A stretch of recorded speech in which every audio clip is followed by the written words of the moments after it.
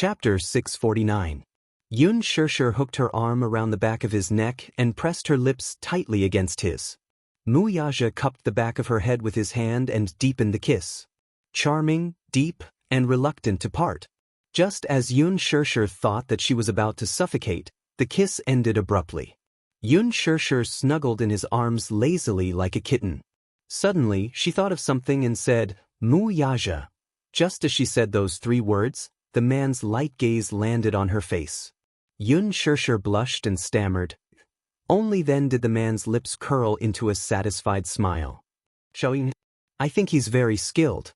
Have you been training him since he was young?" Mu Yaja replied, "Yes. I sent him to the training camp when he was 4. The Cheetah Commando unit was the top special forces unit.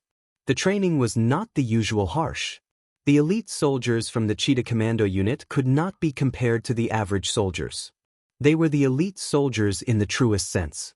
It was not an exaggeration to say that they licked the blood from the muzzle." Yun Shirshir could not help but click her tongue. No wonder that child's skills are so abnormal. "You've been training him like this since he was young?" The corner of Mu Yaja's lips twitched slightly. Did this woman just say that Xiao Yichen was abnormal? May I ask, then, what was Yun Tianyo's rank? Xiao Yichen was skilled in martial arts because he had specially guided the child to this path. He had put in a lot of effort into this child. What about Yun Tianyu, though? This child was the real terror. He was self-taught in the truest sense. He was simply a business genius. It was obvious that Yun Shirshir only treated him as an ordinary 6-year-old child. She did not even enroll him in a hobby course. This child, however, had naturally evolved. At the age of 7, he was already worth hundreds of millions. This was a real abnormality, all right?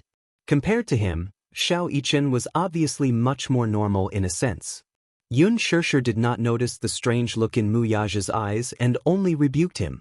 "The child is still so young, yet you're imposing so much training on him. This will hinder his development. A 6-year-old child should be at the age of being carefree. He should be given a free childhood." Xiao Yichen's talent in this area since he was young. Mu Yaja's voice. Yun Shirshir was clearly surprised by this. Mu Yaja glanced at her and smiled. If this child is properly groomed, she'll become a genius strategist. One was Yu, the other was little Yichen. Things like genes were truly inconceivable.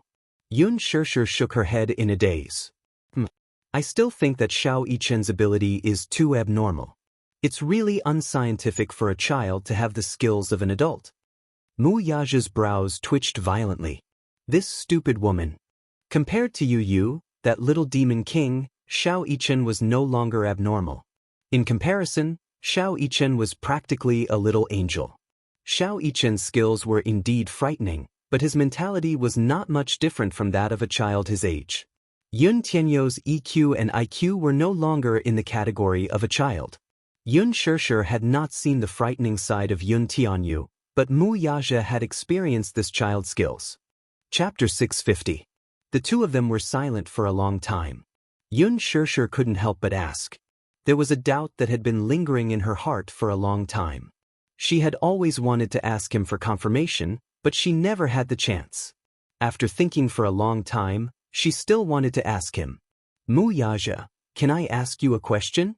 Yun Shirshir suddenly asked. "Yes, ask." Yun Shirshir suddenly sat up straight and faced him, her eyes calm. "You should know my identity." Mu Yaja was stunned, but he soon understood what Yun Shirshir was referring to. After careful consideration, he decided not to hide it from her, so he confessed. "I found out about your identity 6 years ago." Yun Shirshir was shocked. She would never have thought that this man would have found out about her identity 6 years ago. "How did you know about my identity?" "Dine." He looked up. "Have you forgotten? 6 years ago, before you signed the surrogacy contract, you did a blood test. Your blood sample report shows that your blood type is MNSSU. This blood type is very rare, the rarest of the rare blood types." Yun Shirshir frowned slightly. Her blood type was indeed very rare in the world. "But how could you be so sure that I'm Mu Qingqing's daughter just based on my blood type?" Yun Shirshir asked. You know, there are many coincidences. Maybe it's just a coincidence. He looked at her and suddenly said, "You look very much like her, very much like her." They were exactly the same. Especially her temperament and charm, it was impossible to replicate. If her photo was placed next to Mu Qingqing's, no one would suspect that they were not mother and daughter. Mu Yaja still retained the appearance of Mu Qingqing when she was young in the depths of his memory. When Mu Qingqing left the Mu family, he was already 5 years old and could remember things. Even if his memory of Mu Qingqing was very vague, her beautiful face was deeply engraved in his memory and left a deep impression. When he saw her photo 6 years ago, he felt that she was somewhat familiar. It was only when he saw Mu Qingqing's photo in Mu Sheng's study that his suspicions were confirmed. Therefore, he ordered the hospital to take Yun Shishir's blood sample for a paternity test. The DNA database still has Mu Qingqing's DNA report. After comparison, your DNA matches hers perfectly. This answer completely confirmed his guess. Mu Yaja lowered his gaze and met her eyes. "I've already found out that you're Mu Qingqing's daughter." "So you already knew?" Yun Shishir smiled bitterly. She lowered her eyes slightly and slowly said, "Mu Wanru stole my jade pendant. By a freak combination of factors, she took my identity and was recognized by the Mujia. Sadly, I only found out about this matter recently. From the moment she entered the Mu family, I thought that she was very suspicious." Yun Shishir was a little surprised. "Then, why didn't you say anything? Is it important?" Mu Yaja suddenly asked. Who was Mu Wanru? Was her identity real? It did not matter to him. Why is it not important? Yun Shishir smiled bitterly. "If fate didn't play tricks on me, I would have been your fiancé from the start. They would not have met so late. She would not have met him in such an awkward position." Chapter 651. If not, they would not have met so late. She would not have faced him in such an awkward position. Instead, she would have stood beside him as his legitimate fiancé. Mu Yaja smiled at this. He could not help but ruffle her silky hair. This silly woman must have thought that if she were the one who had returned to the Mu family 15 years ago, she would have become his legitimate fiancé. Alas, he did not think so. In a way, if Mu Wanru had not replaced her, he might not have fallen in love with this woman. 15 years ago, he could only resist and reject Mu Qingqing.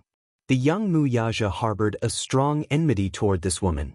Mu Qingqing was the woman his father dreamed of and the woman his mother hated for the rest of her life. She was the woman his father cherished for the rest of his life. Mu Lianqing had given her his love for the rest of his life. His heart had always been with Mu Qingqing, and it had never left her. Infatuation and devotion. Jiang Yishan's initial anger and humiliation to her eventual despair and depression were all caused by this woman.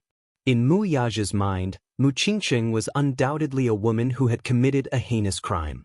It was this woman who, without any effort, made his parents' marriage disappear in name only. She was the main culprit. Hence, when Mu Sheng pushed the 9-year-old Mu Wanru in front of him and told him that she was Mu Qingqing's daughter, his younger sister, and his future wife, Mu Yaja was furious. Mu Yaja looked at Mu Wanru with eyes full of disgust. He found her disgusting. However, for the inheritance of the Mu family's head, he did not hesitate to use her. He used her as the price to obtain the inheritance of Dishing Financial Group. It was only when he grew up that he understood. His father and mother's marriage was a sacrifice in the game between the rich and powerful. This marriage had nothing to do with romance or love. One had no choice but to marry, and the other had no choice but to marry. It was a transaction in name only. Mu Qingqing was not a third party. On the contrary, she had always been a chaste woman. However, his father's infatuation with Mu Qingqing had never changed. Only then did he erase his hatred towards Mu Qingqing. Perhaps, if she were the one Mu Sheng had brought back to the Mu family 15 years ago, he did not even dare to imagine if she would become his pawn. Mu Wanru replaced her identity and entered the Mu family, but she also replaced her and became the chess piece in his hands. To replace her as the victim. Fate seemed to have its own will. They had met at just the right time. Sometimes, a freak combination of factors might not actually be a freak combination of factors. However, in order to meet her, he had probably used up all his luck. 6 years ago, Mu Wanru was found to be infertile. You should know about this, Mu Yaja suddenly said slowly. Yun Xianxia nodded. Yes, I know. He lowered his gaze. She wasn't born infertile. When Yun Xianxia heard this, she widened her eyes in shock and looked at him in disbelief. How can that be? I heard that the Mu family even invited the most authoritative medical research center in the country for this matter. Dishing Financial Group controls 40% of the country's medical market share. Mu Yaja's lips curled into an extremely sinister smile. That's why it's not difficult for me to forge a diagnosis. Chapter 652. What do you mean? She somewhat understood, but also somewhat did not understand. She always felt that Mu Wanru's pregnancy was very suspicious from the beginning to the end. Thinking about it carefully, it's very strange. 6 years ago, Mu Wanru rushed into the room and condescendingly threatened her. If not for her infertility, she would not be the surrogate. Therefore, she learned that the fiancé of the employer who signed the contract with her was infertile. How could a person who had been judged by various authoritative organizations suddenly get pregnant? It's extremely strange. It's simply impossible. Although there are miracles, Mu Wanru's miracle is too strange. Mu Yaja looked at her face that constantly changed and slowly said, her so-called infertility diagnosis was forged by me. Forged by others? What kind of power does this man have? In the capital, Mu Yaja's family business is big, and he can cover the sky with one hand. And Mu Yaja is a person who can turn clouds and rain with a wave of his hand, playing with a lot of carnage. To forge a certificate of infertility, for him, it's just a matter of moving his mouth. But why did you do this?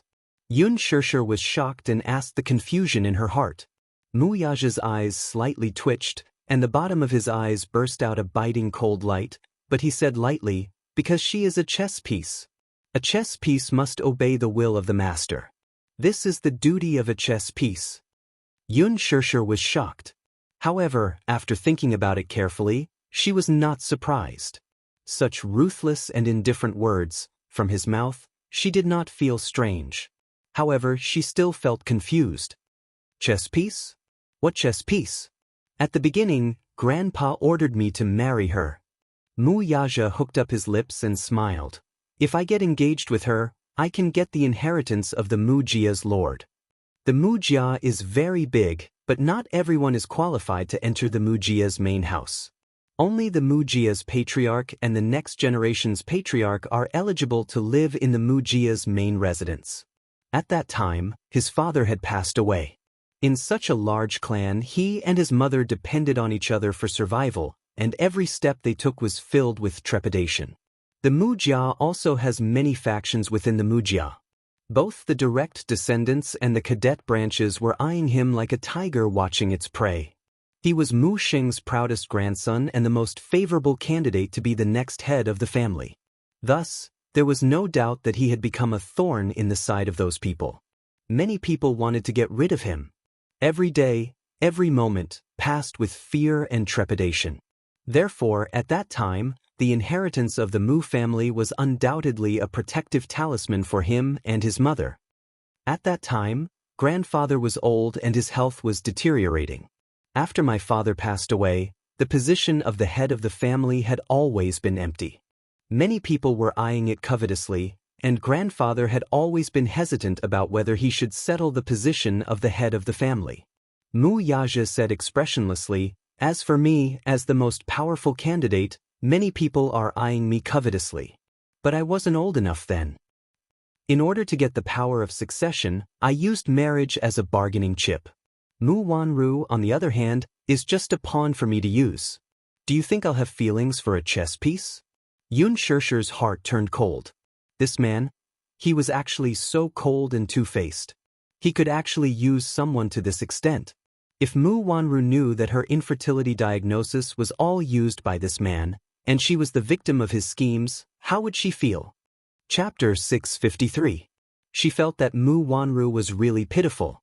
She was so affectionate to the man she loved, but in the end, she didn't know that she was just a pawn in Mu Yaja's hands. Pitiful, sad, but she didn't feel sympathy. Wasn't she asking for all this? Yun Shirshir was shocked and couldn't help but feel that it was unbelievable. Then, if it was her who returned to the Mu family 15 years ago, would she also become a pawn of a man? Then, she's pregnant now. Whose is the child? She asked carefully. Mu Yaja glanced at her and then said, "It's not mine." Then whose is it? Alan, my personal assistant. You probably haven't seen him before. Yun Shirshir thought about it carefully for a while.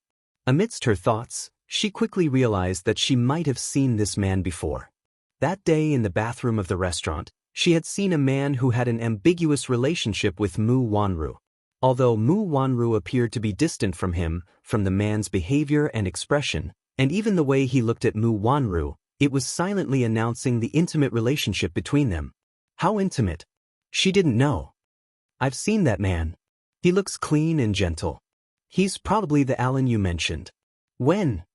Just a few days ago, I met him in a restaurant. You saw him? What did she say to you? Yun Shirshir's expression changed.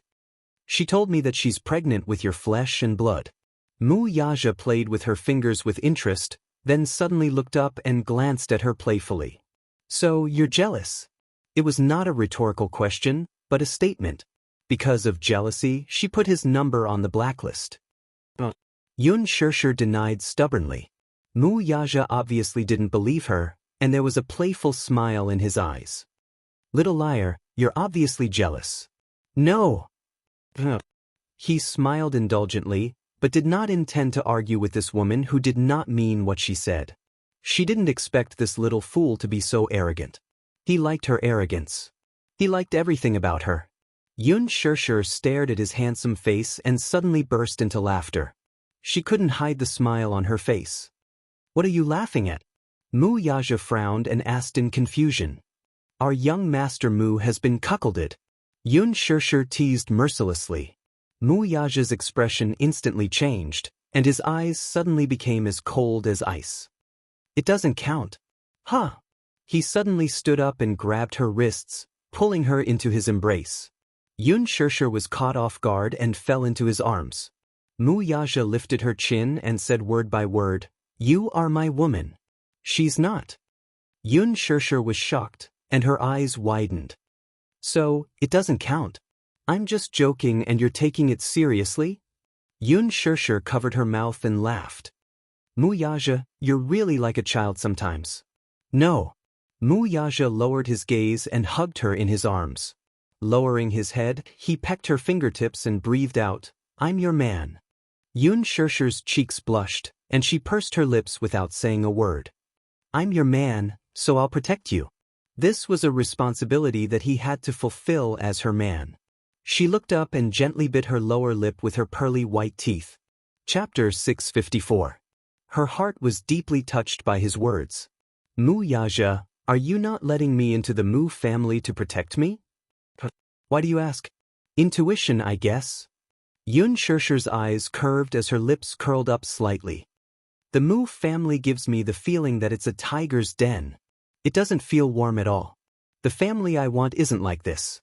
I won't let you step into such a scary place.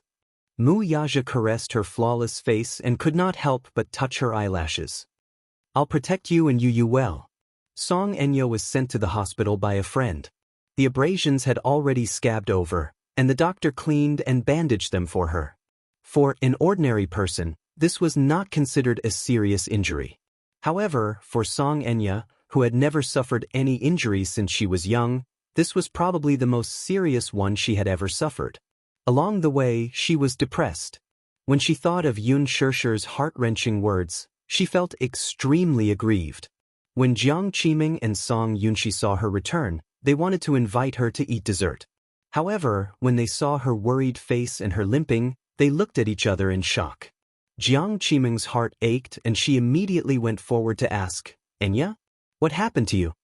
Song Yunxi also hugged her shoulders nervously and asked a few questions. Song Enya did not say a word. He lowered his head until he saw the bandaged wound on her knee. He scanned her from head to toe and saw that there were different degrees of abrasions all over her body. She was in a sorry state. Enya, what happened to you? Song Yunxi was a little anxious. Why you covered in injuries? Boo-hoo. Brother. Song Enya's nose twitched. In the end, she could not hold it in and threw herself into his arms, wailing bitterly. Enya, what happened to you? Why you like this? What exactly happened? Tell me. Jiang Qiming was also anxious at the side.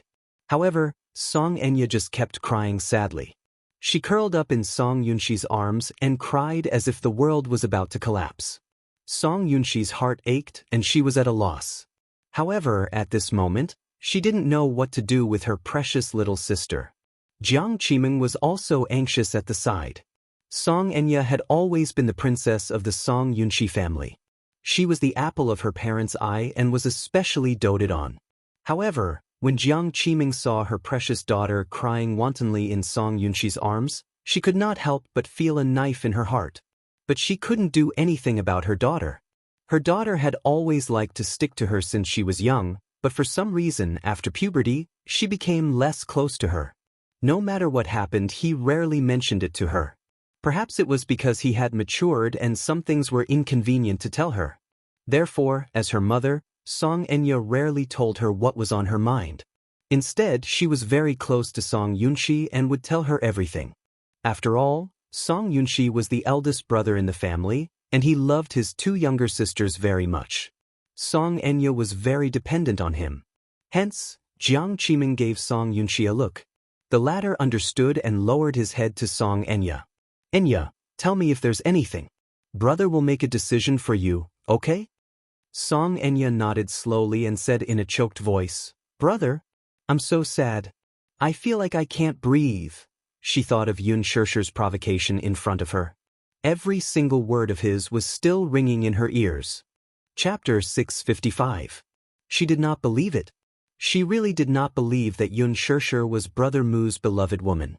She also did not believe that Xiao Yichen was her and Brother Mu's child. However, facts spoke louder than words. Yun Shishir did not seem to be lying. The main thing was that she had carefully observed this woman's eyebrows and eyes. They really resembled Xiao Yichen's. Could it all be true? Years ago, there was a rumor that Mu Wanru was infertile, so the Mu family offered a sky-high price for Xiao Yichen to be a surrogate and not Mu Wanru's biological child. Could Yun Shishir be that mysterious surrogate mother? Song Yunxi brought her into the room and sat on the bed. Under Song Yunxi's gentle persuasion, Song Enya finally calmed down a little. She relied on Song Yunxi as much as anyone else. Song Yunxi was the only one who could truly tolerate her unreasonable behavior. It was to the extent that she was only willing to talk to him about anything. Brother, do you think it's possible between Brother Mu and me? Song Enya clenched her hands tightly and asked carefully. Song Yunxi was furious. He suddenly stood up with a gloomy expression. I knew it was him. Other than him, no one else has the ability to make you so distracted. He paced back and forth on the spot. Suddenly, he squatted in front of her and held her shoulders tightly. He asked seriously, Silly sister, do you like that man so much? I've told you many times that it's impossible between you and him. Didn't I tell you to give up? I like him. I've liked him for more than 10 years. You're asking me to give up just like that? I can't take it lying down, brother. She pouted. But you're related to him by blood. No one knows better than you whether it's possible between you and him. Song Yunxi slammed the table in anger. His sister had liked to stick to Mu Yaja since she was young. When they were young, she would follow him and call Mu Yaja uncle. But without the adolescent years of a young girl's heart, she felt that this uncle was constantly reminding her of their blood relationship. She deceived herself and changed the way she addressed Mu Yaja. It was as if this would shorten the distance between them. He didn't know what this girl was thinking. She was always talking about Brother Mu, Brother Mu. It was as if she had lost her mind. He was possessed by her. Irritated, Song Yunxi rubbed the hair on his forehead and glared at her in exasperation. The Missy was taken aback by his anger, but she persisted. So what if we're related by blood? I like Brother Mu and want to marry him. Nonsense. You're just messing around. Song Yunxi stood up angrily. Song Enya, you and I should call him uncle. You're his niece. It's fine if you don't call him Uncle Mu, but you keep saying that you want to be with him. Don't you know that this is indecent? If word gets out that you're doing this, it'll only embarrass the Song family. You'll embarrass me and our parents. Song Enya was indignant. I have many cousins who are together, and their children are all very healthy. This isn't considered indecent, right? What are you doing? Are you lying to yourself? Song Yunxi glared at her angrily and could not help but reach out to poke her head. Use your brain and think about it. If you marry your uncle, what will outsiders think? Chapter 656. You. Song Yunxi pointed at her and cried out in anger. Song Enya glared at her and pursed her lips stubbornly. However, looking at the tears in her eyes, Song Yunxi's heart softened. Let's not talk about this anymore. It's useless for me to talk about this. You'll figure it out sooner or later. Song Yunxi could only comfort herself and hope that her sister would completely give up on Mu Yaja one day. Even in the wealthy families, such marriages between cousins were not uncommon. However, the Song family had been a famous scholarly family in the capital for generations, especially during old Master Song's generation. They were one of the 10 founding generals of the country and had outstanding achievements. Their status in the capital was important and illustrious. Even the Mu family had to give the Song family some face. Therefore, the Song family was strict. If old Master Song knew about this, he would probably be so angry that he would expel Song Enya from the family. Song Yunxi naturally could not let her sister go astray and sit back and do nothing. I can't figure it out. I really can't figure it out. I thought Brother Mu doted on me the most. I thought he liked me too. Song Enya could not figure it out no matter how hard she tried. She was the person Mu Yaja had always doted on the most. Even Mu Wanru, his fiancée, he had never doted on her so much.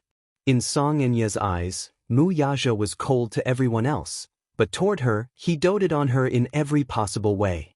She thought that she must be very special in Mu Yaja's heart.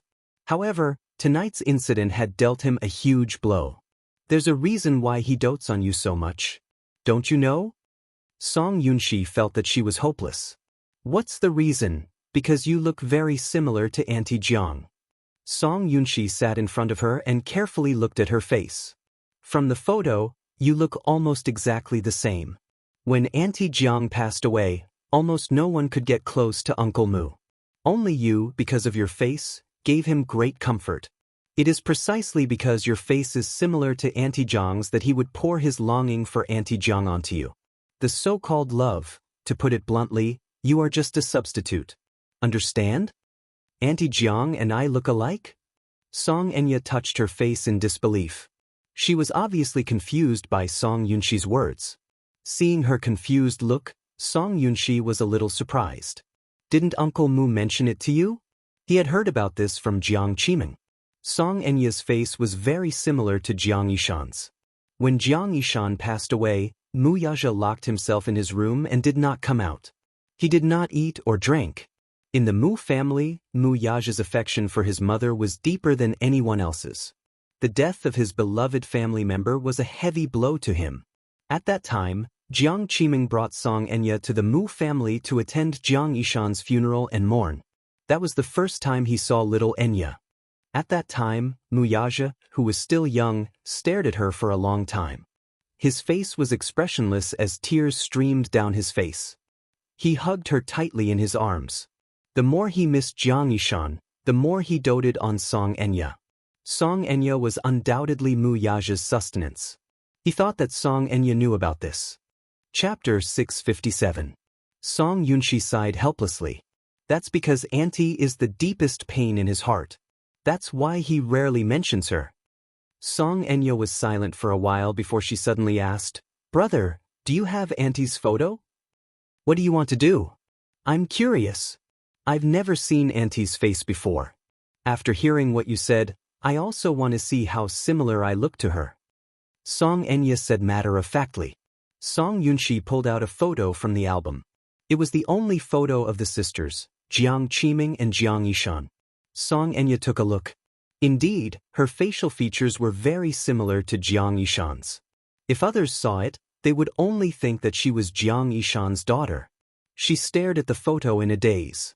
So, the reason Brother Mu doted on her so much was because she had a face similar to Auntie's? Xianxia stared at the photo and could not help caressing her cheek. The corners of her lips curled into a sly, deep arc. She looked like Auntie Jiang. Did that mean that at least Brother Mu wouldn't hate her? Did that mean that she still had a chance? That Yun Shishir was nothing. Even if Brother Mu doted on her, it was at most a whim. Who knew, she might be smug now and abandon him not long after. However, Brother Mu would not abandon her. She loved him. Even if it was because of ethics, even if she did not have a proper status, she did not care at all. Her face was the bargaining chip that she held tightly in her hands. She must snatch Brother Mu back from that woman. Xianxia pursed her lips tightly. She did not know that she had such a unique advantage in the past. So what if she was a substitute? So what if she was just a part of Brother Mu? No matter what identity or method she used, as long as she could stay by the side of the man she loved, she would endure any grievances and use any means. Song Yunxi did not know what Xianxia was thinking in her heart at this moment. She only lifted a corner of her skirt and looked at the bloody gauze with extreme heartache. What's going on with your wound? Xianxia returned to her senses and looked at Song Yunxi's worried and heartbroken expression. She immediately pretended to be aggrieved and complained, "Brother, someone bullied me." Song Yunxi was furious. "Who bullied you?" "Yun Shishir. This is the woman who hit me." "Hit you?" Song Yunxi was so shocked that she stood up all of a sudden. Her handsome eyes were filled with anger. "Who is Yun Shishir? Where did this woman get the guts to bully you?" Woo. Sobbing, Xianxia recounted what had happened that night. This time, Song Yunxi was completely infuriated. Normally, he couldn't even bear to lay a finger on his precious little sister. But now, she had been bullied outside and was even injured all over. How could he bear it? Song Yunxi clenched her fists and gritted her teeth in anger. "That woman is called Yun Shishir, right? Brother, don't be angry. She seems to be Brother Mu's woman. Although she's quite arrogant, Brother Mu dotes on her, so she definitely has nothing to fear. You'd better not stand up for me. What if you offend Brother Mu? She's just a woman. Although the Mu family is powerful and influential, they still have to give the Song family some face in the capital. I don't believe that he'll offend the Song family for a despicable woman. Enya, don't be sad. I'll stand up for you." Chapter 658. The night was getting darker. Mu Yaja sent Yun Shishir home. Along the way, Yun Shishir was still immersed in the surprise just now and couldn't come back to her senses. Before this, Mu Yaja took her in a helicopter and flew around the island. This was her first time in a helicopter. It was very novel and interesting. Looking down at the night scene of the island from high up in the sky, the entire island was decorated with starlight. The colorful lights reflected on the surface of the lake, dyeing the surface of the lake into a beautiful color. At a glance, it was so beautiful that it was suffocating. Even though she was a little nervous when she boarded the helicopter for the first time, when she looked down at Hushin Island, she was deeply impressed by the beautiful scenery. No wonder it was said that all girls dreamed of going on a date with the man they loved in a Bali restaurant. No matter how big or small, it was so romantic that it made people feel as if they had entered a fantasy world. The night wind blew, and Hushin Island seemed to be surrounded by a sea of stars. However, the surprise was far more than she had imagined. When she walked down from the helicopter, under the cluster of fireworks, more than 10,000 roses almost covered the ground. She couldn't help but have the illusion that she was in a sea of flowers. In the past, when she was still in school, she often saw couples sending roses to each other. 1, 2, and even some boys sent a car full of roses to make the girls happy. At that time, she thought that sending roses was really tacky. Was there no other way to express romance? However, when she looked at the roses in front of her, which were like a carpet of flowers, against the gorgeous fireworks, reflecting the dreamy colors, she was so surprised that she was suffocating. It turned out that a sea of roses was so beautiful. It was so beautiful that she couldn't come back to her senses for a long time. Tonight's date had more or less satisfied all of her desires for a date. Mu Yaja glanced at Yun Shishir sitting in the passenger seat, who was holding her heart and lost in thought. He couldn't help but laugh. "What are you thinking about?" "Wuxia, do you know? I originally thought that sending roses was tasteless." Xianxia turned to look at him, her eyes full of surprise. "But tonight, I understand why girls like roses." Not only was he surprised, but he was also touched. She was so touched that she wanted to cry. It was a kind of touched feeling of being doted on. It turned out that girls all yearned for romance. Even in the past, he felt that giving a woman roses was very unromantic. But if it was someone she liked, that would be great. He had wanted her to stay by his side for one more night, but Xianxia insisted on going home to accompany Yu. Previously, she had told Yu that she had to film a few scenes overnight and would not be able to return home for a few nights. Yu's disappointed expression made her heart ache. Therefore, she wanted to hurry home and accompany him. The car stopped at the entrance of the villa. Xianxia gets out of the car and sees that the light in the study is still on. His heart skipped a beat. She subconsciously raised her hand to look at her watch. It was already past 1 in the morning. What was this child doing? "Why aren't you asleep yet?" Wuxia also got out of the car. When he saw that the light in the study was still on, he was stunned. The two of them looked at each other. In the study, Tianyu sat in front of the computer with a frown and a serious expression. His fingers flew across the keyboard from time to time as he typed a series of instructions in the program window. On the screen, in the black interface, lines of code instructions were constantly being refreshed. Chapter 659. He stared at the screen expressionlessly. He was so engrossed that he did not hear the sound of the study room's door opening despite his usually sharp senses. There was a suffocating atmosphere in the study room. Yu stared intently at the screen as she browsed through the data on it. Her pinkish but tense face was filled with killing intent, and her eyes were as cold as ice. However, after a short while, the data on the screen suddenly turned red. Yu's pinkish lips pursed slightly. As if victory was already in her grasp, her fingers danced on the keyboard as she typed continuously. Tap tap tap tap. The tapping sound of the mechanical keyboard did not seem to stop. Other than that, there was only dead silence. He held his breath as his eyes shone like torches. A hint of mockery flashed across his eyes. Shortly after, the data seemed to have collapsed and turned into a garbled mess. Shortly after, the screen flashed with the image of the Pentagon's home defense system collapsing. The Hurricane Group's logo appeared on the home page. The boy's tense expression faded as an elegant smile appeared on his face. "Trying to fight with me? You're overestimating yourself." He closed the interface and pushed the keyboard away. He slowly picked up the cup of Ceylon black tea beside him and elegantly took a sip. At the bottom right corner of the window, Li Hanlin's video conference window kept flashing. He clicked on it, and the computer screen switched to a video. Li Hanlin's figure was exposed before the camera, and his face was filled with amazement. "Oh my God! Yu, do you have to be so fierce? The Pentagon's defense system is broken just like that." He was already dumbfounded when he witnessed the collapse of the Pentagon's heavy defense net. This child's ability was beyond his expectations. The Pentagon's defense system was very strict.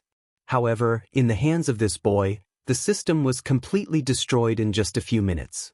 Did he have to be so fierce? Did he have to be so heaven-defying? How could this child have such terrifying lethality? Li Hanlin was so shocked that he could not speak. "Heh!" Tianyu sneered, his eyes filled with disdain and contempt. "To me, the Pentagon's so-called defense system exists in name only. How dare they confiscate his cargo ship? Since when did the Pentagon dare to hack into his system, mobilizing the port to block his route and detain his cargo ships? This was undoubtedly an act of twisting a tiger's whiskers. In the history of the American government, presidents would always do a few stupid things when they were in power. These newly appointed government officials actually dared to provoke him? Good, very good. Since they didn't know the rules, he didn't mind teaching them a lesson. This transaction was extremely important to him. Although the North American market was not under his jurisdiction, this sea route was under his control. How dare they block his path? Courting death. Since they dared to do such a thing, they couldn't blame him for being ruthless. Now that he had breached the defensive net, the Pentagon had suffered a great loss. It would probably take some time for them to recover. When Li Hanlin heard his arrogant tone, he was even more impressed. He even began to wonder if this child had a genetic mutation. Comparing oneself to others was indeed infuriating. He couldn't even type the Wubi input method smoothly. However, this child was already able to break through the Pentagon's defense net in a short period of time. Chapter 660. Yun Tianyu tapped his fingertips on the table. Just as he was deep in thought, he suddenly felt that something was amiss. On the screen, Li Hanlin suddenly stopped talking. His eyes were fixed on something behind him. Yun Tianyu was a little creeped out by his gaze. "Where are you looking?" "Mommy." Li Hanlin opened his mouth in a daze. "Mommy?" Feeling suspicious, Yun Tianyu followed his line of sight. Behind him, Yun Xianxia stood rooted to the ground with a look of bewilderment. Mu Yaja, who was standing beside her, had an unfathomable look on his face. "Mommy!" Yu was instantly scared out of his wits by the ghostly appearance of the two people. His heart almost stopped beating at that moment. He stood up straight from the leather chair in shock and subconsciously reached out to turn off the computer screen. His guilty conscience action made the expression on Yun Xianxia's face even weirder. Seeing this, Mu Yaja's smile gradually deepened. He was scared witless by Yun Xianxia's doubtful gaze. "Mommy, why did she come back at this time? Did she not say that she would be staying with the production team for a period of time and could not return home?" He counted the days. She should be back the day after tomorrow at the earliest. Why was she now? Also, when did the two of them enter his study room? Like ghosts, they appeared behind him without a sound and did not say a word. Yu patted his chest. He was scared to death. Did they have to be so scary? It was scary enough to scare someone to death, all right? He did not know when they came in and how much of his words they had heard. Yu glanced at Mu Yaja again and felt even more bewildered. Why was he here too? "Mommy, why are you back at this time?" Yu changed from her kingly aura to that of an adorable little fairy. She reached out and tugged at Yun Xianxia's sleeve. Her tone was coquettish. Yun Xianxia stared at the changes in his expression. Suddenly, she asked in confusion, "Darling, what were you doing just now?" Yu looked nervous and played dumb. "I didn't do anything." He glanced at Mu Yaja warily. However, he had an "I know what you're doing" expression on his face. His heart trembled. Mommy didn't know much about things on a deeper level, so she naturally couldn't understand what he was doing just now. But Mu Yaja was different. Even if he didn't understand, he should at least understand some of what he said. Little Munchkin was a little worried.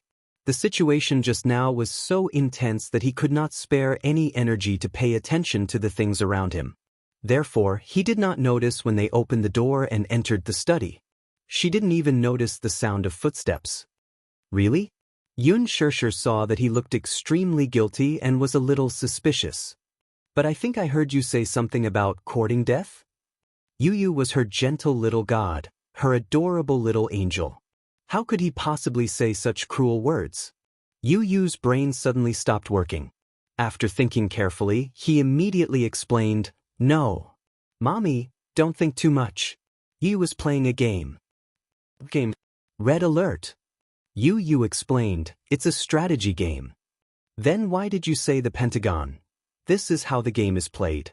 You can win if you occupy the Pentagon." Yu explained with a face full of cold sweat. She kept looking at Mu Yaja's expression. Chapter 661. The man's light gaze landed on him. Obviously, he understood what he was doing just now.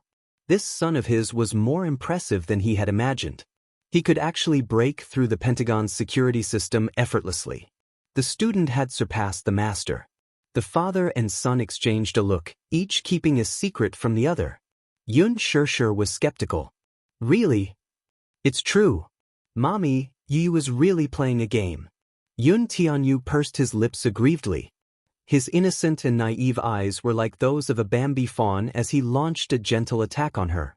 Yun Xianxia was finally defeated, but she could not help reprimanding him. "You should pay attention to the time when playing a game. It's already so late. Didn't I tell you to go to bed on time every day? Mommy isn't home, So why are you fooling around? Yu Yu heaved a sigh of relief when he heard this. It seemed that his mommy believed him. Immediately, a pitiful expression appeared on his face. I'm sorry, Mommy, I was wrong. I didn't do it on purpose, it's just that this round took longer than usual. You won't do it again. There won't be a next time. Xianxia reprimanded him. Yu immediately nodded his head and pleaded, Mommy, Yu is really hungry. Mommy will cook some noodles for you, okay? With that, he pitifully tugged at the corner of her clothes and acted coquettishly. I really don't know what to do with you. Xianxia's heart softened. I'll cook some noodles for you. Quickly tidy up the study room and go to bed after eating. Okay. Yun Tianyu immediately cheered and clapped his hands in joy. Xianxia helplessly reached out to pat his head and left the study room to cook noodles. The father and son were left standing in the study room, facing each other. The gentleness and cuteness on Yun Tianyu's face instantly faded as he looked coldly at Wuxia. With an unfriendly look, he questioned, Wuxia, why are you here? Wuxia looked down at him and couldn't help but say, ungrateful brat. Yun Tianyu frowned, not understanding what he was talking about. Wuxia smiled wickedly and squatted down to look him in the eye. When you lied to your mommy just now, I was kind enough not to expose you. Is this how you treat me the moment your mommy left? I'm not lying. I'm just playing a game. Little Munchkin shrugged innocently. Breaching the Pentagon's security program was indeed like a simple and low-level game to him. It was not even challenging at all. He wasn't lying and he never lied to his mommy. He was a good boy. Yun Tianyu had a clear conscience. I'm playing a game. He nodded earnestly. It was just that this game was beyond the average adult hacker's capability. Breaching the Pentagon in minutes. I'm really impressed by you. Wuxia squinted at him. You play with firearms? Yun Tianyu's face darkened. This man was more capable than he had imagined. He could actually understand it. Are you in charge of North America and East Asia's air routes? Yun Tianyu was completely speechless. His daddy was not someone to be trifled with either. Wuxia sighed helplessly. Your mommy is stupid and can't understand these things, but I can. My mommy isn't stupid. Yun Tianyu glared at him and retorted with a snort, You're not allowed to speak ill of my mommy. But Chapter 662. Then why don't you call me Daddy? Wuxia looked at him, his lips curling into a playful smile. Yun Tianyu's gaze changed and his face turned cold. You want me to call you Daddy? Yu's eyes were full of contempt and disdain. You want me to call you Daddy? Dream on. Yu proudly crossed his arms and raised his head with a pout. His eyes were full of childishness. This man was dreaming. He wanted him to call him Daddy. This person was not even married yet, so how could he change it? Was that even possible? Wuxia cocked a brow and nodded. Stubborn fellow. Are you really not going to call me that? Dream on. These 3 words were a merciless rebuke.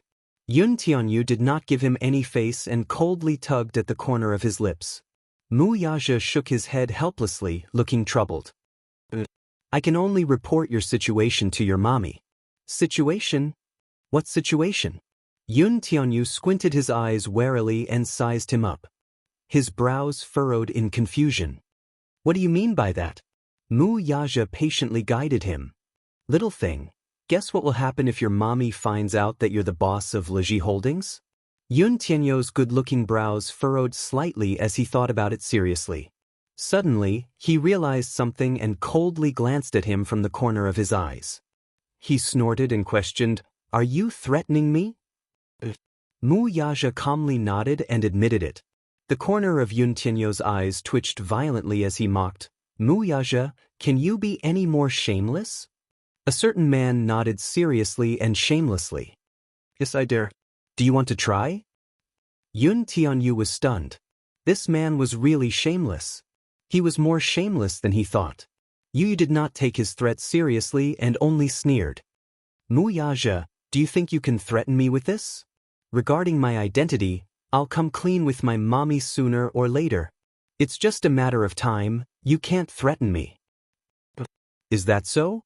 Mu Yaja glanced at him from the corner of his eyes and dragged out his last word. Hearing this, the little lad looked up and saw a flash of cunning in the man's eyes. His heart shuddered involuntarily. He actually felt a little guilty because of the smile in his eyes. Mu Yaja's eyes and his handsome face slowly inched closer to the little lad's eyes. With a sinister smile, his thin lips suddenly spouted these words, You guess. If your mommy, what if she knows that you dabble in firearms, hacking, smuggling, and oil? Every word made Yun Tianyu shudder with fear and trepidation. Her watery eyes couldn't help but widen as she stared at him in disbelief. The sinister and playful smile on Mu Yaja's face was glaring in his eyes at this moment. Yu was completely speechless. This man, how much dirt did he have on him? How did he find out? Yu eyed him suspiciously. He was wary and suspicious. He clearly hid his identity very well. How did this man find out about his identity? You want to ask me how I found out? Mu Yaja seemed to have seen through his thoughts. Yun Tianyu pursed his lips tightly and did not say a word. Mu Yaja reached out and pinched his chubby cheeks with interest. Then, with a deep smile, he deliberately provoked him. I'm not telling you. Yun Tianyu ground his teeth. Chapter 663. What a pervert! Yun Tianyu was infuriated by his repulsive look, but he could do nothing about it. Mu Yaja rubbed his chin and asked curiously, When did you start playing with firearms? Is there a need for me to tell you? It should be last May when you officially joined Hurricane Group, right? Mu Yaja blinked. Yun Tianyu was stunned again. This man was truly a pervert. He clearly knew everything, yet he still asked him. I just want to see if you're honest with Daddy. Mu Yaja saw through his thoughts again and explained. Yun Tianyu's face was stiff and distorted. Did he have the ability to read minds or what? Could he tell what he was thinking with just one look? Yun Tianyu stared at his eyes suspiciously, trying to find some strange secret on his face. Mu Yaja lazily said, Stop looking, I don't know how to read minds. Yu's lips twitched. *CK. No, I can't get angry and I can't swear. If Mommy comes in and sees me freaking out, I'll be done for. Be a gentleman. Be elegant. Be a gentleman. Be elegant. Yu repeatedly reminded himself. Finally, he calmed down and smiled elegantly. Mu Yaja, you know a lot. I also know that you're the head of East Asia's firearms market. Yun Tianyu involuntarily took a step back to maintain a safe distance from him. He originally thought that Mu Yaja did not know his identity. Only now did he realize that he had underestimated this man. Black-bellied, the ultimate black-bellied. Poor Yi. If this man was really as simple as he thought, then who did he inherit his black-bellied genes from? His son was not simple, so his father was naturally not a simple character either. Mu Yaja saw his guarded expression and smiled. I also know that you're the designer of Hurricane Group's arsenal. Liji Holdings' machine research technology can be used to manufacture missiles. Yun Tianyu could no longer hold it in. Where did you find out about this? Yes, I've been to your study room.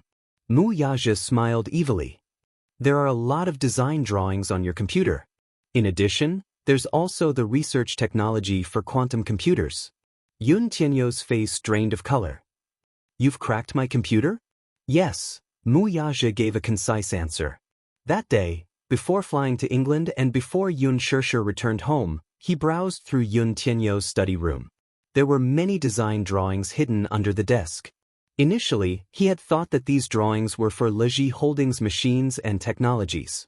However, upon closer inspection, he was shocked to discover that these technologies could also be used in the field of missiles. Turning on the computer, he broke through the 3 layers of defense that Little Munchkin had set up. However, he couldn't break through the 4th layer no matter what he tried. He guessed that this system probably had 9 layers of protection, but with his ability, he could only break through 3 layers at most. But there was one thing he wouldn't say out loud. Otherwise, it will be embarrassing. It's a little embarrassing that I can't crack the defense system set by my son. Yun Tianyu looked at him deeply and thought that he had cracked his 9 layers of defense. He could not help but look at the man in front of him in a new light. You actually went through my confidential files. Chapter 664. What else do you know? Yun Tianyo's eyes were filled with wariness. Mu Yaja raised his eyebrows wickedly. Isn't this enough? Arms smuggling and oil monopoly. This is a crime. I didn't expect my son to be the head of the arms syndicate. It's so scary. Mu Yaja patted his chest as if he were truly frightened. Yun Tianyu was completely speechless. Pretentious. What an actor. He clearly looked very calm, all right? How contemptible. This man was too black-bellied. He was even more black-bellied than he had imagined. Mu Yaja pondered for a moment before asking, Say, do you think your mommy will get a heart attack because of you being the head of the arms syndicate at such a young age? Yun Tianyu smiled disdainfully, his face full of contempt. Even if you tell her, she'll only believe me and not you. After all, in her eyes, I'm the cutest and most gentlemanly baby. What if I have evidence? Mu Yaja suddenly retorted. Yun Tianyu was startled. What? I'm sure your mommy will be very surprised if I have evidence of your identity.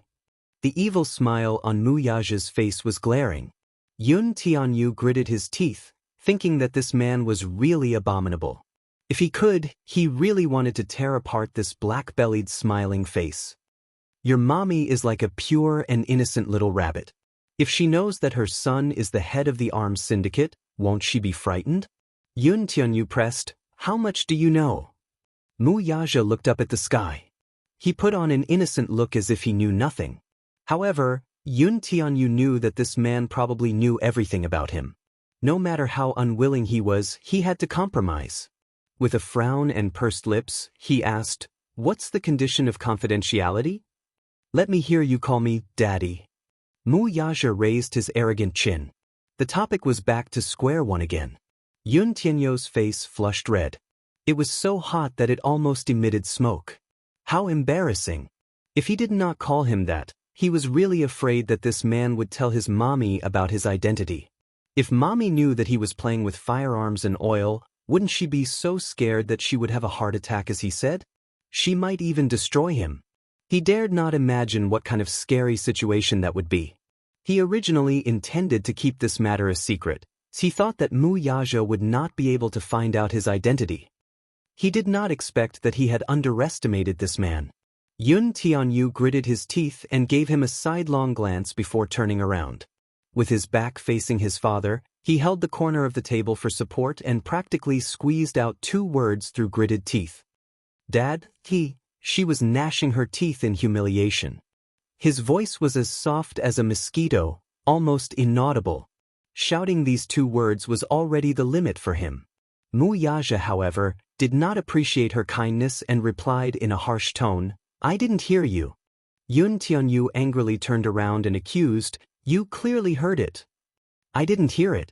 Really, I swear. Mu Yaja raised his palm in a serious manner. Yun Tianyu gritted his teeth in anger.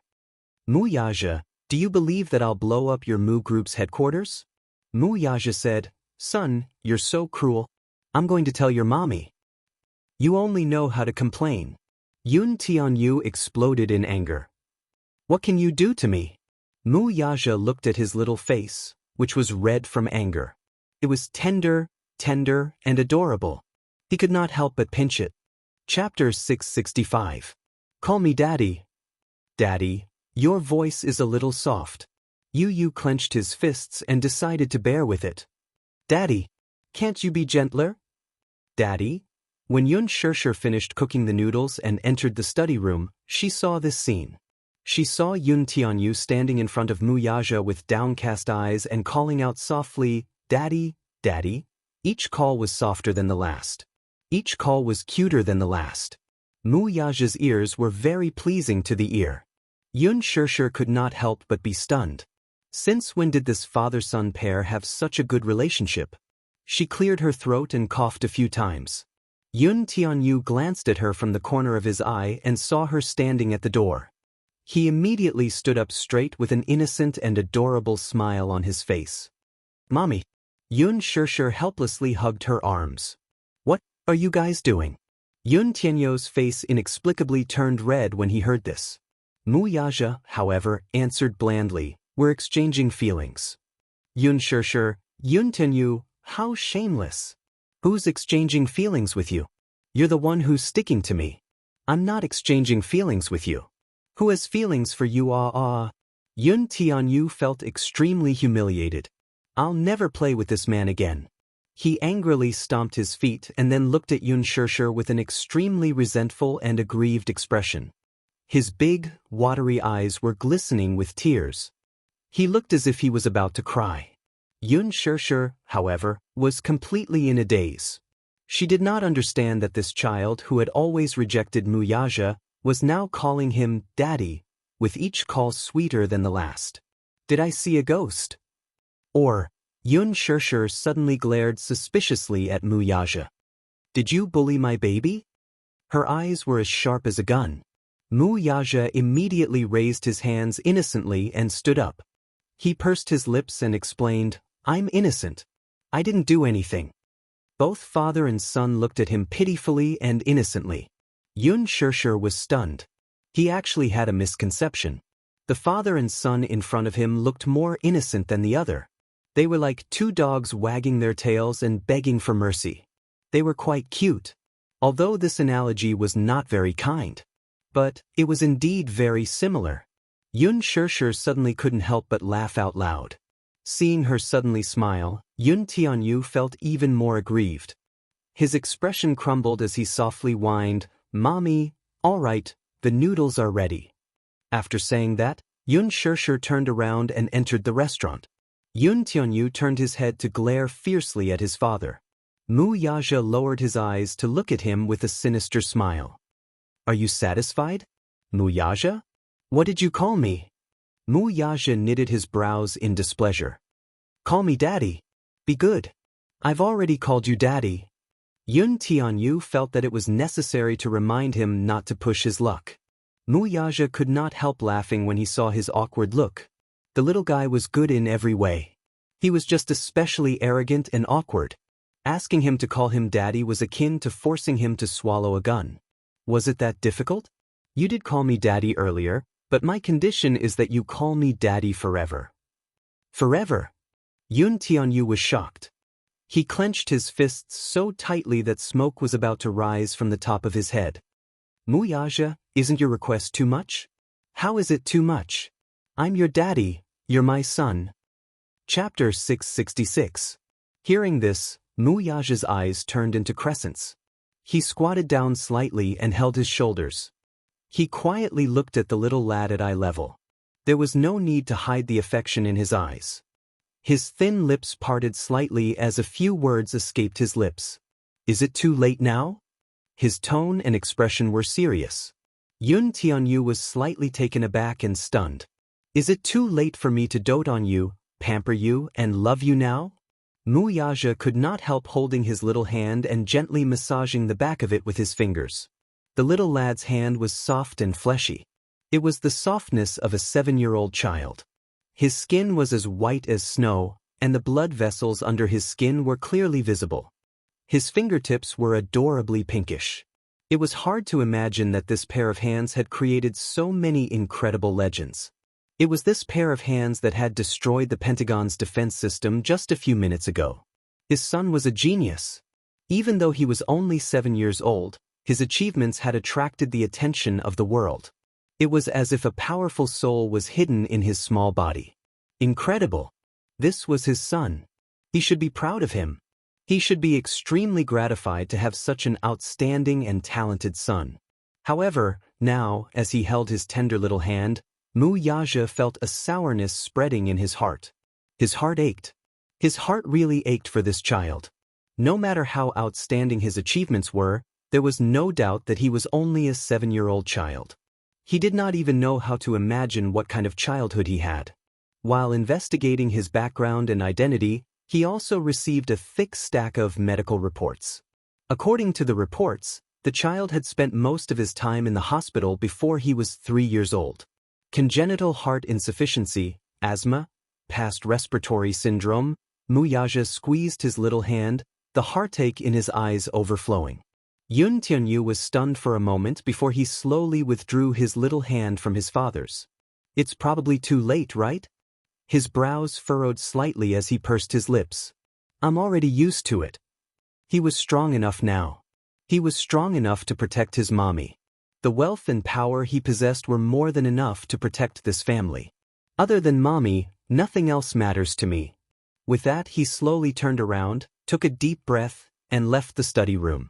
Mu Yaja's lips curled into a smile as he stared at the man's back. He could tell that the child yearned for his embrace so much. That day in the hospital, when she hugged him, her small hands carefully wrapped around his waist and nestled in his embrace. Although it was only for a moment, she was as obedient as a kitten that had retracted its claws. It was just that he was stubborn and stubborn. After all, 7 years of estrangement was neither deep nor shallow, but there was still a chasm between them. It seemed that it would not be easy to walk into his heart and make him accept him as his father. Yun Tianyu was holding a bowl of noodles in satisfaction when she entered the dining room. The moment she saw him, her gaze instantly changed, and her expression became somewhat complicated. Yun Xianxia asked, "Yu, how's mommy's cooking?" "Great." Yu clapped his hands and was not stingy with his praise. The noodles were not burnt, the noodles were not half-cooked, and the taste was not salty or bland. Her cooking had improved. Chapter 667. As long as he did not get food poisoning after eating it, he would like anything his mommy made personally. He would not reject anything. Yun Xianxia also prepared Mu Yaja's portion. The man sat at the table and took a bite too. His brows furrowed.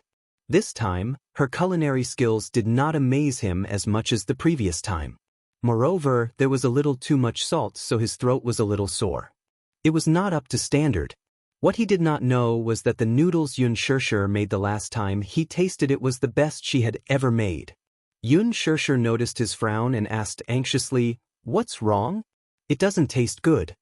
Mu Yaja put down his chopsticks and opened his mouth. Just as he was about to give his review, he was acutely aware of a warning gaze on him. He followed his line of sight and saw Yun Tianyu clenching his chopsticks tightly. His piercing gaze seemed to be warning him that he would only accept 5-star reviews and not negative ones. If you can do it, then do it. If you can't, then don't talk nonsense. It was as if he were to give a negative review of this bowl of noodles, the little lad would blow up the Mu Group's headquarters in a fit of rage the next second. He was simply a mommy protector. Under Yun Tianyu's icy gaze, Mu Yaja cleared his throat and praised against his will, "Yes, it tastes good." Only then was Yun Tianyu satisfied. Yun Xianxia raised her brow in surprise. "Really? It's really delicious." Yun Tianyu said, "My mommy is a 5-star chef." Mu Yaja's lips twitched. This flattery was not exaggerated at all. If such a standard was a 5-star chef standard, then all the hotels under the Mu Group should close down. Seeing his strange expression, Yun Tianyu's icy gaze pierced him like a ray. It was as if he was asking, "Why? Are you not convinced?" Convinced. Mu Yaja hardened his heart, gritted his teeth, and forced himself to finish the noodles. Yun Tianyu, on the other hand, was quietly lowering his eyelashes. Be it his posture or his movements, they were incomparably elegant. He was a living example of an aristocratic little gentleman. It was as if he were not eating a bowl of home-cooked noodles but was in a high-class Western restaurant. He had a natural aristocratic temperament. Just a bowl of noodles was enough to show that he was an aristocrat. He was not an ordinary person. When Yun Xianxia saw that Mu Yaja had finished all the noodles, she was delighted. "Doesn't it taste great?" "Very good." Mu Yaja praised against his will. As he spoke, he took the handkerchief and carefully wiped the corners of his lips. "In our family, Yu's cooking is the best. If there's a chance next time, you should try it." Yu immediately said cutely, "Yu only cooks for mommy." With that, he gave Mu Yaja a disdainful look. It was as if to say, "Give up. He only cooks for mommy and won't cook for you." This lad, he was too biased. Mu Yaja's eyes expressed his protest. Yun Tianyu's eyes expressed his protest. He refused to admit, accept, or carry it out. His protest was invalid. The two of them, one eyebrow and one eye, faced each other in the air. They did not speak and only communicated with their eyes. Yun Shirshir watched them exchange flirtatious glances and was a little confused. However, she couldn't understand why the two of them were exchanging glances with each other. This was probably a special tacit understanding between father and son. After this incident, Yun Tianyu realized with regret that he seemed to have suffered a huge loss. He was actually led by the nose by this man. Chapter 668. Minyu walked up to him nervously and reported, "Chairman Mu, the company's internal network seems to have been attacked by a hacker. It's paralyzed." Paralyzed? Mu Yaja raised his eyebrows and asked suspiciously, "How could the internal network be paralyzed? Did the technical department deal with it? This hacker seems to be very powerful." The technical department is currently racking their brains trying to figure out how to fix the loophole. Loophole? He walked into the office and turned on his computer. His computer was the mainframe that connected to the company's network. Even if the hacker was very powerful, this computer should not have fallen. However, in the next second, he was slapped in the face by reality. On the screen, a program window suddenly popped up and an explosive dance song suddenly rang throughout the office.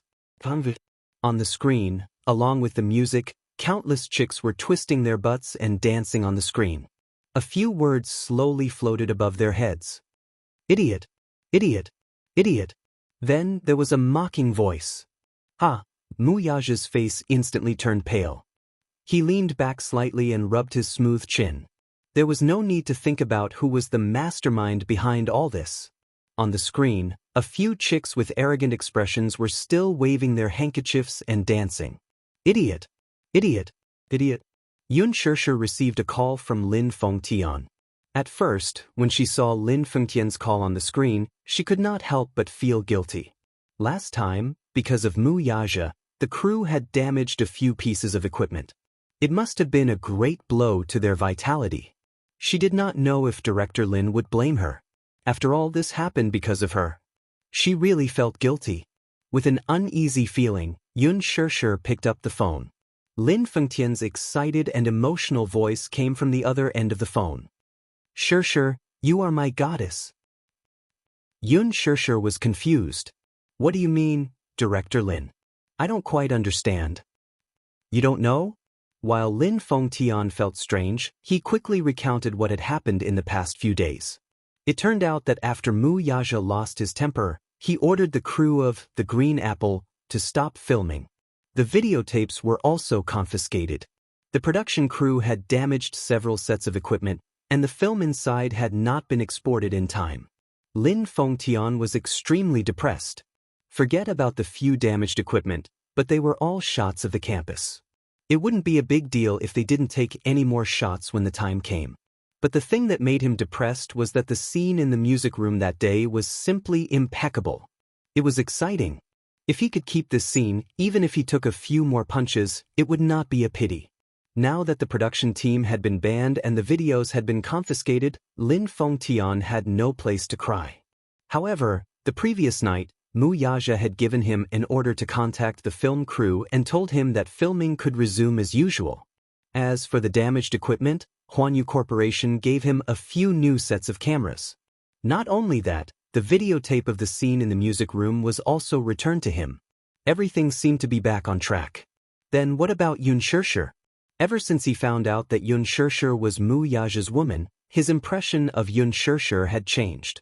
Mu Yaja, the crown prince of Dishing Financial Group and the future head of the Mu family, was extremely powerful. Chapter 669. With Mu Yaja as her backer, she had everything, resources, and status. With the name Mu Yaja, no matter how influential she would only be a foil. However, Yun Shirshir did not do that. She was a newbie in the production team. She could have used Mu Yaja's resources, but she did not make it public. She gave the production team a satisfactory answer with her own hard work, diligence, and capability. She was a dark horse among the newbies. Lin Fengtian was even more certain about her. However, after this incident, would Yun Shirshir be able to join the production team again? Lin Fengtian was more concerned about this issue, so he carefully asked for Mu Yaja's opinion. The latter warned him coldly, "I have a piece of advice for you. I'm letting my woman join your show. You should have some foresight." Kissing scenes were still not allowed. At most, they were allowed to borrow the position. Bed scenes were out of the question. Holding hands and hugging, even if it was necessary for filming, there was a limit to it. This was considered a loosening of the rules. To Lin Fengtian, this was a great gift. Lin Fengtian excitedly said, "Thank you, Your Majesty." Mu Yaja asked, "I don't want to see what happened that day a second time." Lin Fengtian immediately explained, "Chairman Mu, you've misunderstood. This is filming its work. Everything is necessary for the plot." "Necessary for the plot?" Mu Yaja's voice deepened. "Lin Fengtian, I think you've wasted your time as a director. Can't you tell whether Gu Xingze is acting or revealing his true feelings?" After he finished speaking, he coldly hung up the phone. Lin Fengtian held the phone. His mind went blank for a long time before he sighed in a daze. He could also tell that Gu Xingze's reaction that day did not seem to be acting. He was a director, especially when it came to portraying pure love between a man and a woman. He had seen many top-notch actors. Gu Xingze's superb acting skills were beyond doubt. But no matter how superb her acting skills were, acting was still acting. Any professional filmmaker would be able to tell at a glance whether an actor was acting or revealing his true feelings. Lin Fengtian could tell that Gu Xingze was not acting. He was revealing his true feelings. His true feelings for Yun Shirshir. Mu Yaja also saw it, which was why he lost control that day. Lin Fengtian rushed to the set. Gu Xingze was rushing to film an advertisement. During the break, he mentioned this matter to Gu Xingze. Gu Xingze's expression changed when he heard this. "Director Lin, you worry too much. I have no other feelings for Yun Shirshir." "Really?" Lin Fengtian was shocked. "I knew it. You're famous for being cold and aloof in the circle. If you said you liked men, I would have believed you. I really don't believe that you like Yun Shirshir." In a sense, Lin Fengtian was a real thick-skinned person. He took his words seriously. Gu Xingze's eyelids drooped slightly as he concealed the desolation that flashed across his eyes. Lin Fengtian couldn't help but praise him. "However, you really scared me that day. Xingze, your acting skills have improved so much compared to when you first entered the film industry. Even I was shocked by your acting skills during that scene in the music room. I couldn't help but get into character. Your eyes, the look in them, the emotional tension was too strong. If I didn't know your acting skills, I would have thought that you had feelings for Yun Shirshir." Chapter 670. The production team returned to normal. Lin Fengtian said that if it were not for her sake, the production team might have been disbanded. Yun Shirshir was stunned when she heard this. "Shirshir, no matter what, the production team is back to normal. When can you be there?" "Tomorrow." Yun Shirshir smiled brightly. The next day, she was ready to go to the production team. The main cast and crew were back in their positions. However, when Yun Shirshir joined the set, everyone's gaze on her became a little strange. Yan Bingqing and Yang Chang's eyes were filled with jealousy as they looked at her. Jealousy? Yun Shirshir was confused by these pairs of eyes and had no idea what was going on. Mu Shi also rushed to the production team in the afternoon. When she saw Yun Shirshir, her expression was a little strange. Yun Shirshir could not help it. "What's wrong with you guys? Why are you all staring at me with such strange eyes?" Mu Shi said embarrassedly, "Shirshir, sorry, you misunderstood me. I didn't expect you to come to the production team for filming. I'm surprised." "Why do you think so?" Cough. "It's because you're now the unspeakable goddess in the production team. Everyone wanted to worship her like a goddess." Yun Shirshir did not understand what she meant. What unspeakable goddess? What was all this about? Why was she so confused? Mu Shi found it funny. "Shirshir, you can do whatever you want in the production team now. Who dares to offend you?" Under Yun Shirshir's puzzled gaze, Mu Shi recounted everything to her. It turned out that before she came, Lin Fengtian had gathered everyone for a secret meeting. The topic of the meeting was mostly related to the reorganization of the production team, and one point was mentioned. Previously in the production team, he noticed that many stage and stage managers, as well as many A-list assistants, were more or less finding trouble for Yun Shishir. Yan Bingqing, in particular, used her status to bully newbies, assistants, and even extras. All of them had to give her face. Mu Shi, in particular, was ostracized by her. Yan Bingqing's incident was heavily criticized. Although he didn't mention her name, he gave her enough face. However, when Lin Fengtian mentioned this, the crew members all guessed who this person was. He was well aware of this. Yan Bingqing loved to ostracize newcomers and bully young actresses. In order to gain the most exposure, it could be said that she would do anything. Yan Bingqing, who was sitting in her seat, had an extremely ugly expression on her face. His face turned green. Lin Fengtian reminded them again. Although Yun Shishir was a newcomer, she was his exclusive newcomer. Whoever dared to make trouble for Yun Shishir would be slapping him in the face. Lin Fengtian had the highest status in the crew. Who dared to offend him? He was the famous Yama Scissorhands. Once, an important female lead in his movie tried to play the big shot with him, but he cut that role into a supporting role in a matter of minutes. No one dared to go against him. After all, he had Huan Yu's higher-ups behind him. After this meeting, everyone was in awe of Yun Shishir and no longer dared to bully her like they did in the past. They were much more polite. As her assistant, Mu Shi also benefited from this. In the past, she was the most ostracized in the production team. Now, no one dared to ostracize her. When Yun Shishir heard this, her face remained calm, but she was secretly criticizing in her heart. Could all of this have been secretly instructed by Mu Yaja? Chapter 671. A lot of scenes were lost, so Lin Fengtian hurriedly took care of reshooting. On this day, the editor was busy arranging the footage. Yan Bingqing happened to pass by and walked in. She stood behind him without any change in her expression as she watched him arrange the footage. At the same time, she also wanted to see how she would perform in front of the camera. She was quite confident in her performance. However, it didn't matter if she didn't watch. When she saw that her scenes were much less, Yan Bingqing was stunned. Many scenes of her and many of the supporting roles had been cut out during the editing process. Logically speaking, although she wasn't the main lead, she was still an extremely important character in this drama. Her scenes weren't any less than Yun Shishir's. However, in these scenes that the editor had arranged, her scenes had been reduced by several times. There were many scenes where she and Yun Shishir acted together, but all the scenes were given to Yun Shishir. There were very few scenes that were given to her. There were many important plot segments, but her camera flashed past them with just a few strokes of the pen. It was clearly a very important scene, but all the scenes were given to Yun Shishir. She estimated in her heart that Yun Shishir's scenes actually occupied a total of 70% of the scenes. The more Yan Bingqing watched, the angrier she became. The anger in her heart was almost twisted.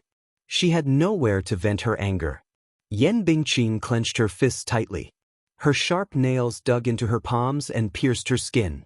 She bit her lip hard, turned around, and left. Not long after she left, Yan Bingqing hurriedly sent a junior assistant to inquire about it. The editor was almost done with his work. The junior assistant brought over some ice water to relieve the heat. She didn't report her background but casually led him to this topic. "Sir, have you finished editing all these scenes?" The editor was grateful for her thoughtfulness. Now that his work had come to an end, he had the leisure to chat with her. "It's not done yet. It's just that the scenes that were selected will be re-edited later. I just took a rough look and realized that Yun Shishir has a lot of scenes." "Oh, Director Lin picked all of these," the editor said ambiguously. The assistant had been working for Yan Bingqing for many years, so he was smart. After chatting for a while and completely dispelling Yan Bingqing's vigilance, he suddenly cut to the topic. "There are several scenes with Yan Bingqing and Yun Shishir. Why is Director Lin only focusing on Yun Shishir's scenes and throwing away Yan Bingqing's scenes?" The editor wasn't wary of the probing in her words. Instead, he said bluntly, "I was there when Director Lin chose these shots. I watched him choose them." "Is there gossip? I say, why are you so nosy? Don't ask about anything in the production team." The editor lit a cigarette and narrowed his eyes. The junior assistant was quite pretty. She acted coquettishly in front of him. The editor couldn't resist and said bluntly, Director Lin said that Yan Bingqing looks too old in some of the scenes. Moreover, she acted as a rebellious high school student like a white lotus. Oh, I see. The junior assistant listened and noted it down in her heart. Moreover, you didn't see those scenes with Yan Bingqing. I can't stand it. Chapter 672. But Yan Bingqing is a big shot after all. She's probably a big shot in a scandal. The editor put out his cigarette and couldn't help but tease. She was packaged by the public relations team behind her. Hyping up the topic and snatching exposure, there was really nothing to say about those methods.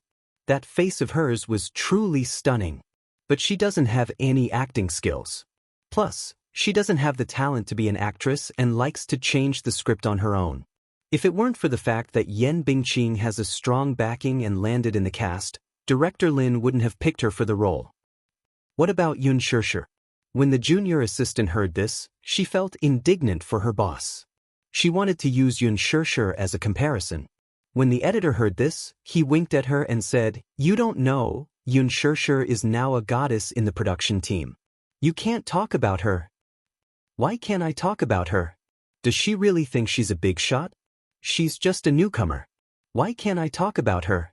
The junior assistant sneered unhappily. You don't understand this. Xianxia probably has some background. I've been with Director Lin for 9 years and I've never seen Director Lin take so much care of an actress.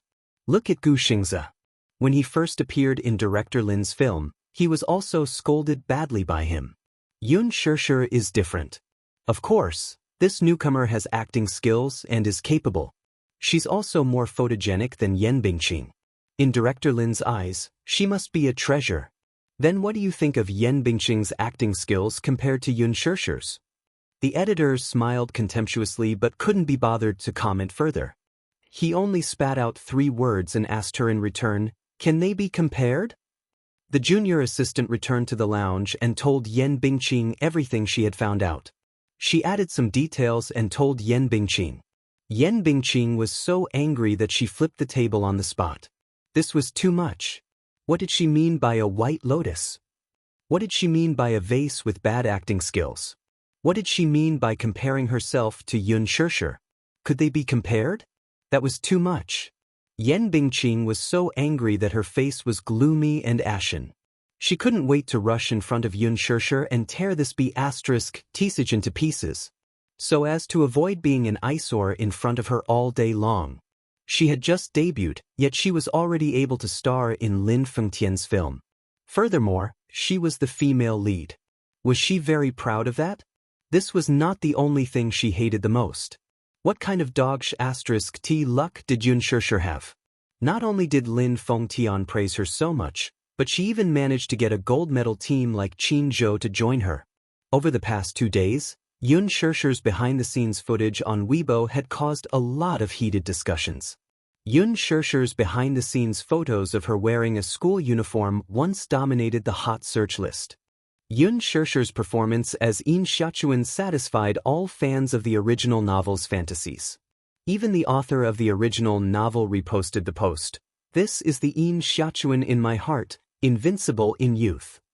Qin Zhou even made use of the resources in his hands to release press releases for several days in a row, wantonly promoting Xianxia.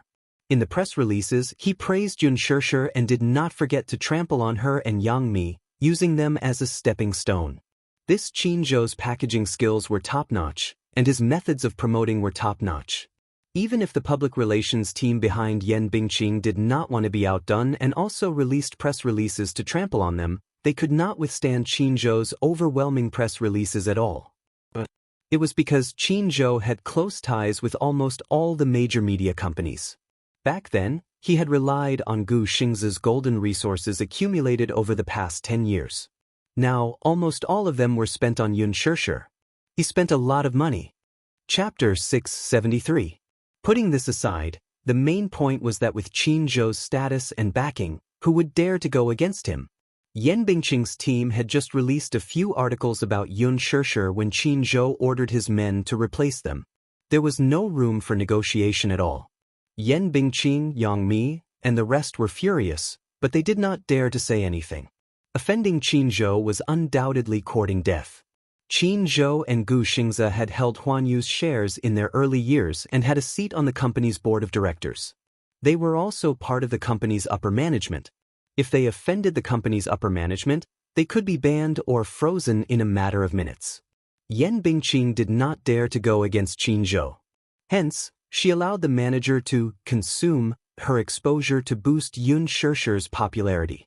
However, now that even her scenes with Yun Shishir were edited to such a ridiculous state, Yan Bingqing could no longer sit still.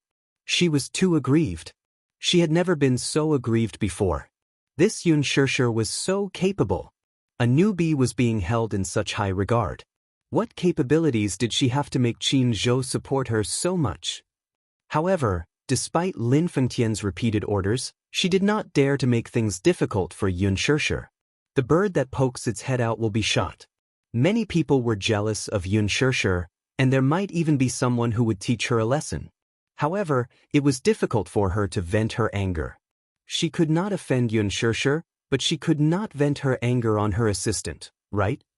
Hence, during lunch, Yan Bingqing accidentally splashed the boiling hot tea in her cup onto Mushi.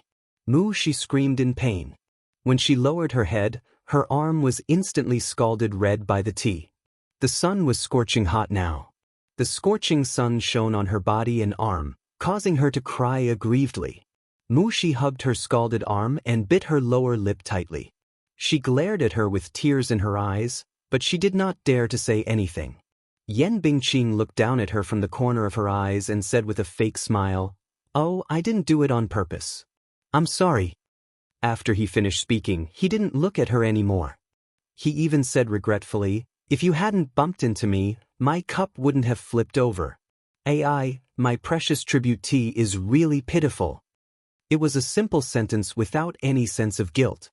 It didn't sound like an apology at all. It was as if her scalding was not worth mentioning at all. It was not even comparable to the tea leaves that she had spilled. She felt extremely aggrieved. She didn't even bump into her. She was clearly the one who had poured the boiling hot tea over him. "How dare you slander me like this?" She knew very well that this Yan Bingqing was venting her anger on her because her limelight had been stolen by Yun Shishir. This kind of thing was very common in the production team. Moreover, this was not the first time Yan Bingqing vented her anger on her assistant. The strange thing was that she didn't take a detour when she saw Yan Bingqing. Mushi's tears kept falling. Yan Bingqing walked to her side and lowered her head with a smile. Her voice was extremely cold. "Go back and tell your boss not to go overboard. Does she really think that she can be unrestrained just because she has Director Lin's support?" Mushi raised her head with tears streaming down her face and looked at her in disbelief. Yan Bingqing sneered. The threat in her eyes was even more obvious. "If she wants to steal my limelight, she should weigh her own weight first. Let her remember that I'm Huan Yu's real big sister. If she wants to fight with me for status, she should ask herself if she's worthy." Chapter 674. Yan Bingqing returned to the resting room triumphantly. Now that she had vented her anger, she felt refreshed. When she met a stage supervisor, she was in a good mood and greeted him with a smile. One had to know that Yan Bingqing was famous for being cold and aloof in the crew. She relied on the support of a financial backer and was used to calling the wind and calling the rain. Therefore, she could do whatever she wanted on the set. She did not give anyone a good look and was cold and cheerless. She was already in a good mood if she did not roll her eyes at them, let alone greet them with a smile. Hence, the stage supervisor could not help but feel flattered and greeted her with a smile. "Sister Bingqing." Yan Bingqing chatted with him for a while. The stage supervisor had something to do. He wanted to quickly prepare the list of extras for the next scene, so he was in a hurry to leave. Yan Bingqing suddenly called out to him. "Stop right there. I have something to ask you." When the stage supervisor heard that, he was stunned. He turned around and looked at her strangely. He said politely, "Sister Bingqing, what do you want to ask? You can ask directly." "Let me ask you. Between me and Yun Shishir, who is prettier?"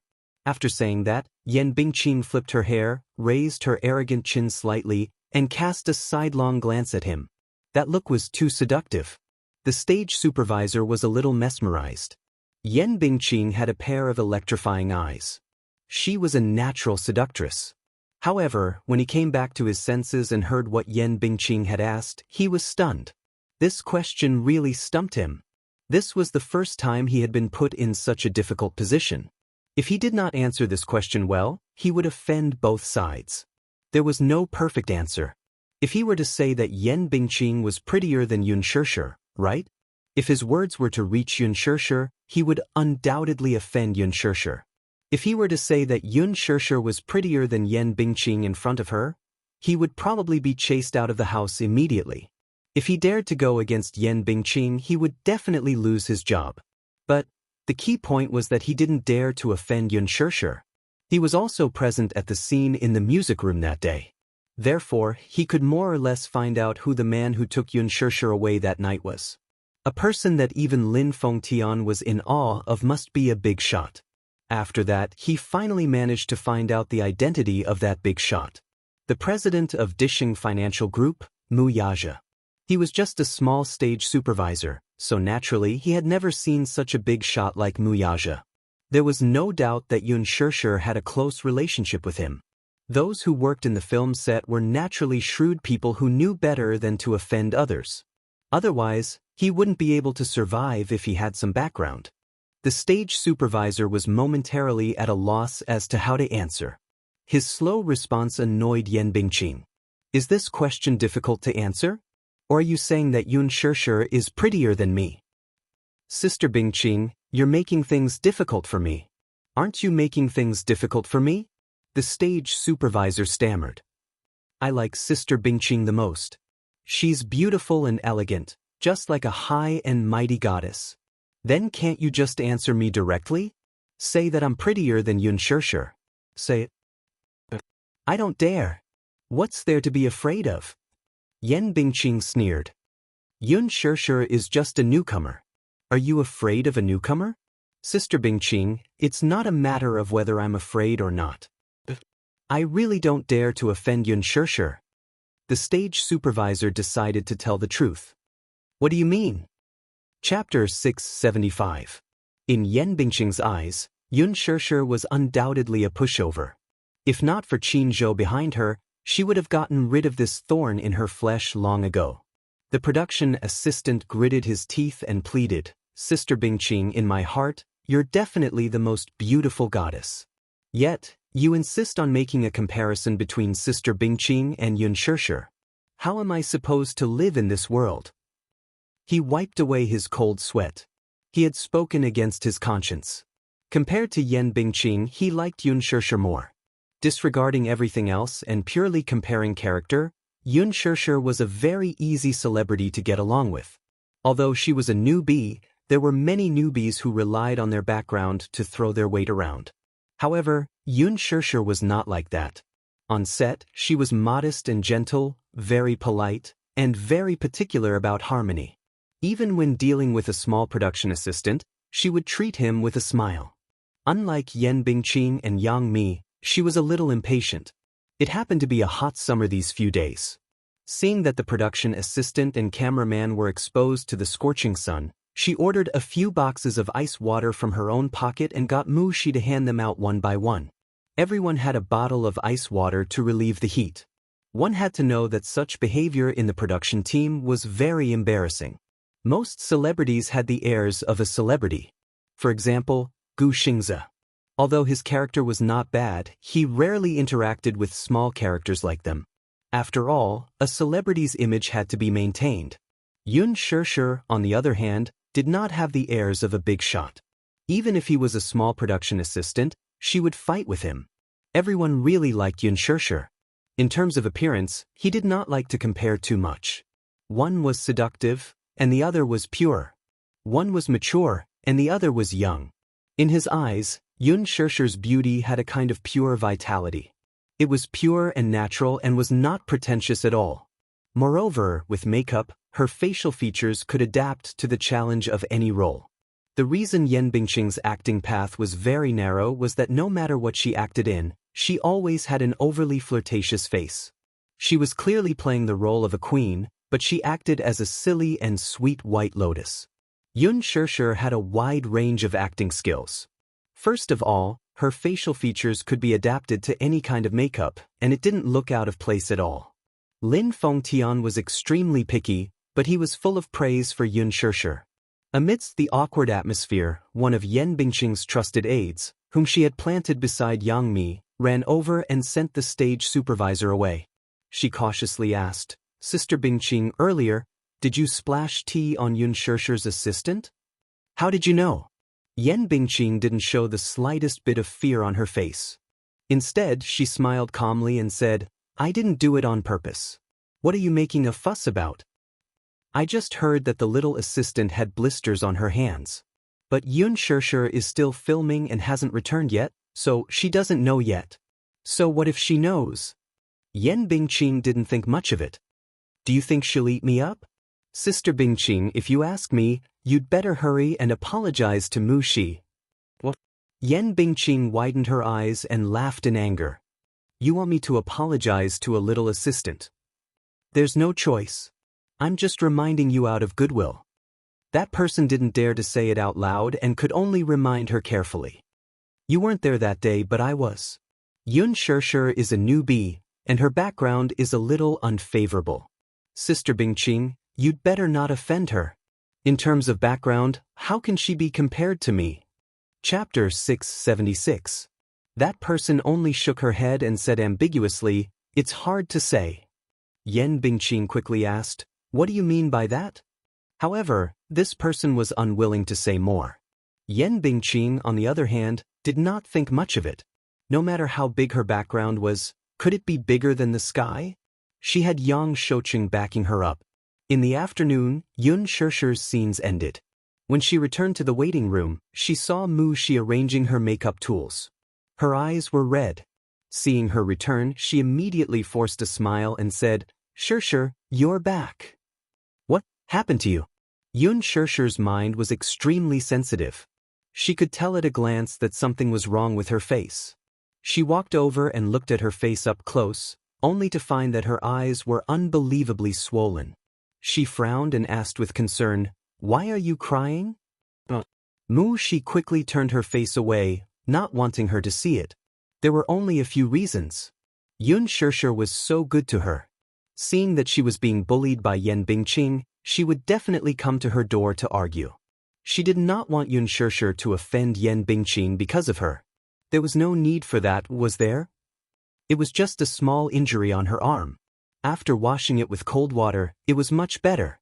It was not a big area, so it would be fine after the blisters subsided. Mu Shi only wanted to keep the peace. Yun Shishir was slightly displeased when she saw her evasive expression. Mu, what's wrong with you? Why do you look a little weird? Who bullied you? Tell me directly." Mu Shi hurriedly shook her head. Don't think too much. Liar. Look at you, your eyes are swollen. You must have been bullied and cried." Yun Shishir pushed her hair away with heartache, but from the corner of her eye, she saw that her sleeve was tightly covering her arm. It was a hot day. In the past, her sleeves would be rolled up at this time. Now, one of her arms was tightly covered. Yun Shishir feels strange. She grabs Lin Luoran's arm and coincidentally holds the place where Lin Luoran was burned. Mu Shi shuddered in pain, but she seemed to be holding it in and only let out a muffled groan. He retracted his arm. Yun Shishir's heart skipped a beat. She hurriedly lifted her arm up to take a look, only to see that it was scalded red. Startled, she immediately asked, "What's going on?" "I'm fine. I accidentally scalded myself." "Who did this?" Yun Shishir raised her voice slightly. Mu Shi's body trembled. Seeing that she was angry, she had no choice but to confess everything that had happened earlier. Yun Shishir was so angry that her face turned ugly. How can she be so outrageous? Yan Bingqing's temper has always been like this. Whenever something doesn't go her way, she will lose her temper. Everyone is already used to it. "Shishir, do you still remember that assistant I mentioned to you before? She directly splashed me with boiling water and scalded a layer of my skin, but what can you do? Yan Bingqing has a sugar daddy backing her. No one can afford to offend her. She can be so lawless just because she has someone backing her? Yun Shirshir found it a little unreasonable.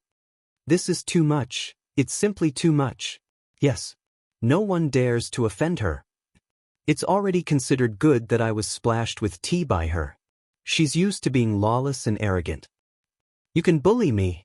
You can't bully my people. Yun Shirshir pulled her hand and walked out. Moo, she exclaimed, Shirshir, where are you going? Chapter 677. She had only been away for half a day, yet she had already dared to bully her. Yan Bingqing was too much of a bully. Moo, she stubbornly refused to leave and repeatedly told her to forget about it. Shirshir, we don't have to offend her. Yan Bingqing's influence is quite big. Quite a few young actresses are suppressed by her. She usually associates with many rich and powerful young masters. We can't win against her.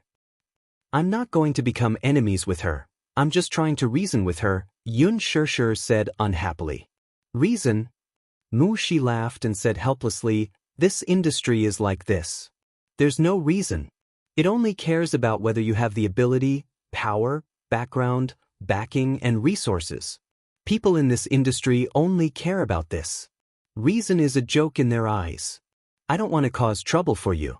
Since I've chosen this job, I'm already mentally prepared. All right, I have my own opinions. No matter what, she has to apologize to you today. With that, Yun Shirshir held her hand and walked toward Yan Bingqing's lounge. Moo, she followed behind and could not help but feel that Yun Shirshir's image had suddenly become bigger. It was not that she had never been an assistant to other celebrities. The so-called assistant could be said to be livestock that worked like a cow or a horse. If a celebrity was unhappy, they could beat or scold her as they wished. Being an assistant was tough. On the surface, it seemed to be glorious and could be in the same frame as many celebrities and be in close contact with them, but in reality, being an assistant was the most difficult and the most vulnerable. There was no such thing as a celebrity who truly treated you as a friend. However, Yun Shirshir's appearance had shattered her understanding. It turned out that there was someone as amiable as Yun Shirshir among celebrities. Moo, she was indescribably grateful to Yun Shirshir. Yan Bingqing's lounge was a VIP lounge that she had designated. It was luxurious and high-end, even a grade higher than Yun Shirshir's. Yan Bingqing was very particular about the equipment on set and had strict requirements. This lounge was originally prepared for Yun Shirshir, but Yan Bingqing snatched it away. Yun Shirshir didn't care and gave it away. Anyway, it was just a lounge. To her, it didn't matter at all. At the entrance of the lounge, Yun Shirshir walked in as if there was no one else around. Yan Bingqing, who was in the midst of putting on makeup, had a rough idea of what was going on when she saw her walking in with Mushi. She had long expected this to happen. She wasn't afraid that Yun Shirshir would come looking for her. Since she was here, she could give her a show of strength and teach her a lesson. Yan Bingqing smiled and asked, "What's wrong?" "Sister Bingqing, are you busy?" Yun Shirshir was not as angry as the actress had imagined her to be. Instead, she gave her an amiable smile and behaved elegantly. It was a kind of elegance that seemed to come from a noble's bones. It was different from Yan Bingqing's aura. The former's aura was natural, while the latter's was just a combination of makeup and scripts. When the two stood together, it was obvious who was superior. Yan Bingqing was stunned for a moment before replying, "I'm not busy." She didn't realize that her aura had been greatly suppressed by Yun Shirshir's frown and smile. "It's like this. I just came back from filming and saw that my assistant's arm was scalded. Although she didn't say anything to me, I heard from some people present that you were the one who splashed it. I want to ask what exactly happened." Chapter 678. Yan Bingqing said plainly as she slowly stood up. Her posture was elegant and enchanting as if she were a queen, high and mighty. She walked up to Yun Shirshir and looked down at her condescendingly. Clearly, she was disdainful of her confrontation. "So, are you a saint? You actually came to confront me over an assistant. So what if I did it?" As Yan Bingqing said this, her eyes turned exceptionally vicious. I did it on purpose. So what? The provocation on her face seemed to be silently declaring, even if you are my assistant, what can you do to me? Yun Shirshir narrowed her eyes as a trace of restrained anger surfaced in her eyes. This Yen Bingqing is indeed targeting me, so she laid her hands on my assistant. How can she be so ruthless? Behind her, she saw Yen Bingqing's serious and provocative expression. From the corner of her eye, she caught sight of Yun Shirshir's suppressed anger and was about to explode. Afraid that things would blow up, she kept tugging at her assistant's hand and whispered, "Let's go. Let's go." She didn't want to stir up trouble. Yen Bingqing raised her eyes and saw her assistant's nervous expression. She could not help but laugh. "Look, your assistant is asking you to leave quickly. Even she knows not to offend me easily. You're the only one who doesn't take me seriously." Upon hearing this, Yun Shirshir raised a brow mockingly. "Yun Shirshir, this is just a piece of advice. I'm warning you, even if you have Director Lin's favor, don't bully others too much. So what if you're the female lead? So what if you're very popular now? Let me tell you, on the set, you're the junior, and I'm the senior. Please don't put on such a high and mighty attitude all day long. I'm so annoyed just looking at you." Yen Bingqing was talking to herself, but was suddenly interrupted by Yun Shirshir's sneer. Yen Bingqing's face froze, but she heard Yun Shirshir mocking, "I heard that you entered the entertainment industry before graduating from secondary school." "What do you mean?" Yen Bingqing's heart skipped a beat. Her education level was not high, and her education level was low. She had always felt as if there was a fishbone stuck in her throat. She announced to the public that she was a university graduate. However, everyone in the industry knew that her academic qualifications were fake. Many people laughed at her, saying that she had big breasts but no brains. She really didn't have the ability to study. Yun Shirshir smiled and said, "Education shouldn't be used to criticize people. Some people don't have high education, but they are still very cultured. But today I have seen it for myself. Yen Bingqing, you really should study more. Otherwise, with your IQ and EQ, it would be really difficult to communicate with you." Yun Shirshir smiled faintly. "It's really scary to be uncultured." Yen Bingqing was poked in her sore spot by her words. Her face changed abruptly, and she lost her voice in anger. Yun Shirshir continued to press her. "Is it because I don't flatter you like others?" Yen Bingqing was so angry that she could not speak. Jinjin was really pissed off. "Yun Shirshir, how dare you? Hey Yen Bingqing, are you sick?" Yun Shirshir interrupted her impatiently. "What?" Yun Shirshir did not avoid the viciousness in her eyes and said bluntly, "I think you're sick. A very serious princess syndrome." Yen Bingqing was stunned. "This B** Tsich actually said that I have princess syndrome." Mu Shi, who was behind her, was completely stunned. She did not expect that Yun Shirshir, who usually looked gentle and elegant, would be so venomous once she got angry. Chapter 679. Yun Shirshir slowly took a step closer to her and sneered. "Some people are pampered and arrogant because they were born as a princess doted on by everyone. Some people, on the other hand, are pretentious and arrogant. They are clearly not princesses, yet they still want to have the bad temper of one. This is called princess syndrome. Do you understand?" Yen Bingqing's face contorted in anger as she glared at her with gritted teeth. Yun Shirshir stared into her eyes and said in a tone that brooked no argument, "Apologize to her." "Why should I?" Yen Bingqing apologized to her. "Yun Shirshir, don't go overboard. You're the one who's going overboard." Yun Shirshir raised her chin haughtily and enunciated each word clearly. "Apologize." "Shut up." Yen Bingqing abruptly raised her hand and ruthlessly slapped her face. She could not help but cry out in alarm when she saw this. Yun Shirshir sneered, grabbed her wrist, and slapped her back. It wasn't a heavy sound, but it was clear and loud enough. "This slap is mine." Her face was calm and her tone was unusually calm, but between the lines, there was an inviolable majesty. Yen Bingqing was stunned.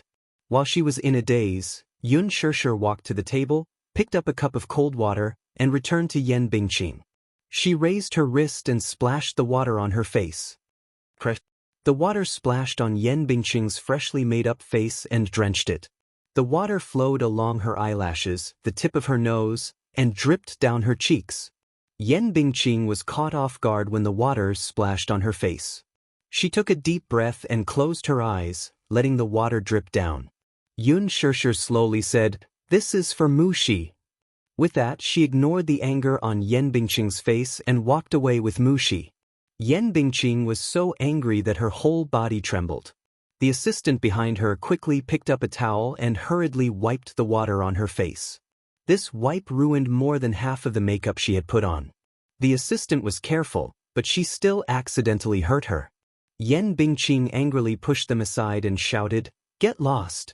Get lost! All of you get lost!" The assistants looked at each other and then scrambled away, afraid that Yan Bingqing would be implicated in her anger. She was the only one left in the spacious lounge. Yan Bingqing sat in front of the dressing mirror and looked at herself. Her face was in a terrible state, and her clothes were drenched. The makeup on her face was done in less than an hour. As for the clothes on her body, she had to borrow them from the costume team. Thinking that she still had to act in the next scene, this Yun Shishir was clearly trying to embarrass her. Good. Very good. Yun Shishir, just you wait. Back in the lounge, Muxi was still in a state of shock. She looked at Yun Shishir, who was sitting in front of the mirror with a calm face. Thinking of the scene earlier, she could not help but tremble in fear. Seeing Yun Shishir's calm face, she could not help but tremble. "Shishir, aren't you afraid?" "Afraid of what?" Yun Shishir was confused. "Afraid that Yan Bingqing will take revenge on you." Yun Shishir smiled, thinking that she was making a mountain out of a molehill. "Yan Bingqing is not a monster. Will she eat me?" Chapter 680. "I know." Yun Shishir put down the powder in her hand and looked at her seriously. "I know what kind of person Yan Bingqing is, so I don't offend her easily. Muxi, you should know that I'm not someone who likes to stir up trouble. If I can give in, I'll give in." Hence, when Yan Bingqing wanted to occupy her waiting room, Yun Shishir did not fight with her and chose to take a step back. Yan Bingqing had repeatedly made things difficult for her, ostracized her, and badmouthed her. She did not argue with her either. She just wanted to finish filming in peace. That was all. However, this doesn't mean that I'm weak. I have my principles too. Yun Shishir looked at her assistant and said lightly, "She can go against me, but I can't tolerate it when she implicates the people around me." Muxi was deeply shocked by her serious words. "Perhaps, in the eyes of many, I seem to be a weak person. But whether I'm weak or timid, everyone has a reverse scale." She was touched, but she could not hide the worry on her face. "But, what if she takes revenge on you?" "Shishir, you don't have to offend such a person for me. What will you do if she takes revenge on you?" "I'll deal with whatever comes my way," Yun Shishir said lightly. Muxi looked at her calmly and worriedly. There was a scene in the afternoon between Yun Shishir and Yan Bingqing. However, Yan Bingqing did not arrive after a long time. Lin Fengtian waited for a long time but still did not see her. He was so angry that he almost cut off the scene. In the end, Yan Bingqing's assistant came in a hurry to report that Yan Bingqing had a fever. Fever? Lin Fengtian cursed a few times. He had only heard of people suffering from heatstroke in this weather. He had never heard of a fever. He did not know what she was up to now. Forget it, forget it. Lin Fengtian hurriedly arranged for the next scene. Because Yan Bingqing was sick, this scene could only be postponed. Yun Shishir frowned suspiciously. She didn't know what Yan Bingqing was up to. Could it be that she had caught a cold and had a fever after splashing a cup of water on her? He was too weak to stand up to a gust of wind? Muxi whispered into her ear, "Shishir, maybe she didn't have time to touch up her makeup and got her clothes wet. She's afraid that the director will blame her, so she found an excuse." Only then did Yun Shishir come to a realization. After filming in the afternoon, Lin Fengtian announced the end of the day's filming because the weather was too hot. For the past few days, the filming had been going very smoothly. Lin Fengtian was in a good mood and suggested that he invite Gu Xingzi and Yun Shishir to have a meal together. He felt that ever since that incident, There was something strange between the two of them. Everyone was very engrossed in filming, but after filming, Gu Xingze and Yun Shishir had almost zero interaction. Even when filming, Gu Xingze was absent-minded from time to time, sometimes forgetting his lines. Although these were small mistakes, Lin Fengtian noticed them. Thus, he pondered for a meal to let the two familiarize themselves with each other. Yun Shishir apologetically refused. "Director Lin, I'm sorry, I still have something to do back home." "What is it?" I still have to take care of my father when I get back." In fact, Yun Yeqing had rushed back to his hometown to attend the funeral. She was worried about leaving the little lad alone at home. Although Li Hanlin was fetching him to school, it was rare for it to end so early, so she wanted to rush back to give him a surprise. Naturally, she could not be frank with Lin Fengtian about this. Chapter 681. When they reached home, Yun Shishir purposely walked softly in order to give little Munchkin a surprise. The moment she entered the house, she saw the school bag on the sofa. Yun Shishir walked into the kitchen and didn't see little Munchkin. Instead, she saw the groceries she had bought from the market placed on the countertop. She glanced at it. It was a sumptuous meal of meat and vegetables. Yun Shishir walked to the study and pushed the door open. Little Munchkin was scrolling through Weibo in the study. These 2 days, he had been paying attention to the official Weibo of The Green Apple. Mommy left early and returned late because of filming. He rarely had the time to spend with Mommy like before. He could only follow Mommy's progress on the set through the behind-the-scenes photos that were posted on Weibo. Hearing the door open, he looked up in shock. When he saw that it was Yun Shishir, he was surprised. "Mommy, you're back." As he spoke, he flew into her warm embrace. "Mommy, you missed you so much." "Little fool, Mommy and you haven't seen each other for a day." Yun Shishir scratched his nose, not knowing whether to laugh or cry. Yu lifted his little face and replied in all seriousness, "How could that be? Why do I feel like I haven't seen Mommy for a year? Is it that exaggerated? It's called A Day Feels Like a Year. Mommy is stupid." Yu smiled gently and planted a kiss on her cheek. "Mommy, why you back so early today?" "Because I missed my Yu." Yun Shishir couldn't help but pinch his cheeks. They were chubby. They felt good. She couldn't help but pinch them a few more times. Little Munchkin didn't look aggrieved at all. He looked at her with a smile as if he was an adorable doll, obediently allowing her to do whatever she wanted to him. But little Munchkin seemed to have put on some weight recently. At least his face wasn't as thin as before. It was chubby and cute. "Aya, how can my Yu be so cute?" Yun Shishir rubbed her face against his. Little Munchkin's watery eyes curved into crescents as he enjoyed this intimacy. If it was possible, he wouldn't get sick of it even if his mommy pinched his face for 1,000 years or even 10,000 years.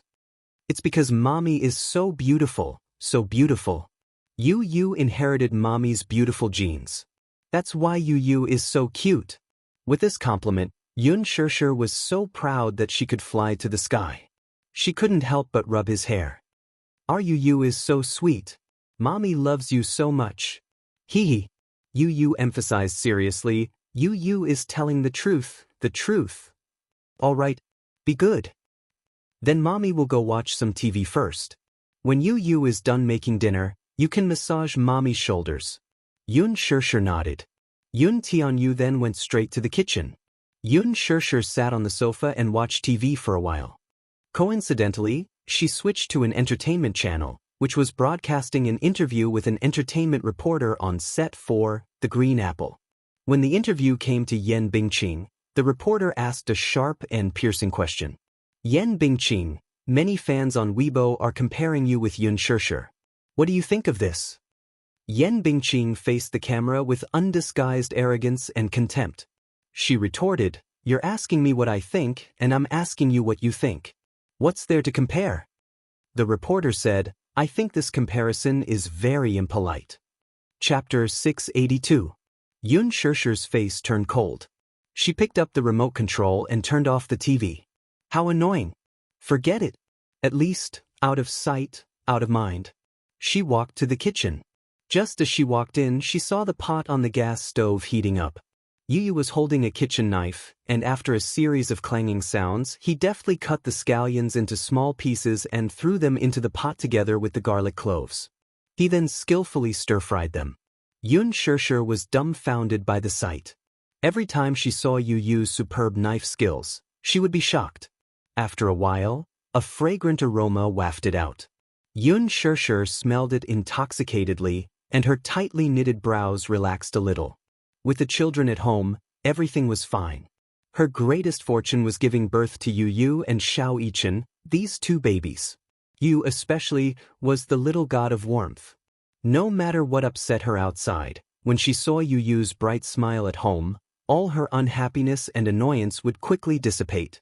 Her little god of warmth seemed to have mastered some magical magic. He always had the ability to disperse her negative emotions. How nice. This was probably the so-called happiness. Xianxia did not know how other children of this age were like, but she felt that Yu was only 7 years old. Was he too precocious? Xianxia was deep in thought. Was she not a good mother? While she was deep in thought, Yun Tianyu had finished cooking a dish. When he turned around, he saw her standing at the door with a strange look on her face. He could not help but raise a brow. "Mommy, what's wrong?" Xianxia came back to her senses at once. Nothing. Did I disturb you?" The corner of his lips twitched. "No, it's just that the kitchen reeks of oil and fumes. Mommy should go out, or else you'll become a haggard old woman." Xianxia was amused by him. "What haggard old woman? Aren't you afraid that you'll be affected by the smoke?" Yun Tianyu smiled elegantly without saying a word, but his eyes seemed to say, "Who asked me to be so unlucky to have a mommy who is not good at housework?" Xianxia was shocked by his gaze. Hey, I protest. You're obviously mocking mommy with that look in your eyes. But Yu doesn't dislike mommy for that. As he spoke, he picked up the vegetables at the side and poured some water to wash them carefully. "Didn't Yu say this before? Mommy is in charge of being beautiful and Yu is in charge of raising the family." When Xianxia heard this, she didn't know why. Even though it was clearly a joke, she vaguely felt guilty towards Yu. Hence, she walked behind Yu and hugged his soft body. "Yu, actually, mommy also thinks that I'm not good enough." Yu was startled and immediately retorted, "Who said that?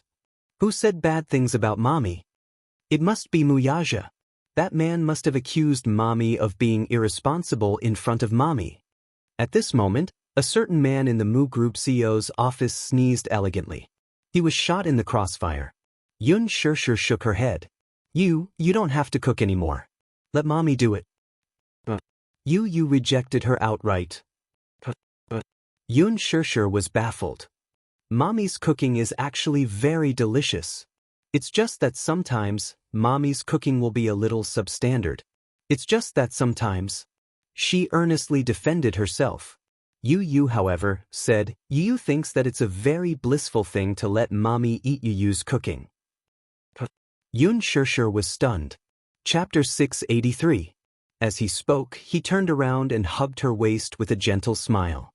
To capture mommy's heart, you have to start from her stomach. That way, mommy will rely on Yu. She can't leave Yu. In his world, more often than not, he would experience the intrigue of others, the darkness of the world, and even the bloodshed of the world, much earlier than other children. His heart seemed to be divided into two extremes. On one side, he was scheming, dark, and had the world in his hands. On the other side, he was naive, kind, and even pure. However, this side of him was only for Xianxia. It could be said that in his heart, his mommy was the last piece of pure land. He also tried his best to protect her and not let her be tainted by any trace of darkness in this world. He did his best to protect this piece of pure land. In front of Xianxia, he always maintained the most innocent and pure side of a child. He wanted his mommy to rely on him and not leave him. This way, his mommy would be with him forever. Xianxia could not help laughing. "Yu baby, even if the food you cook isn't good, mommy won't leave Yu. But there are clearly many people fighting with Yu for mommy." Yu complained unhappily. Xianxia was one of them. Muyaja was one of them too. Even Gu Xingzi had thoughts about his mommy. He felt uneasy. On one hand, he rationally believed that there should be someone by his mommy's side to accompany her for the rest of her life. On the other hand, he naively thought that it was enough for his mommy to have him. He could give his mommy whatever she wanted. Was this not enough? It was extremely contradictory. He could not learn to let go freely and watch his mommy fall into someone else's arms. Wasn't this kind of thinking morbid? He was worried. Sometimes, he felt that his possessiveness was too strong. He knew that this kind of thinking was irrational and unrealistic, but he could not control himself.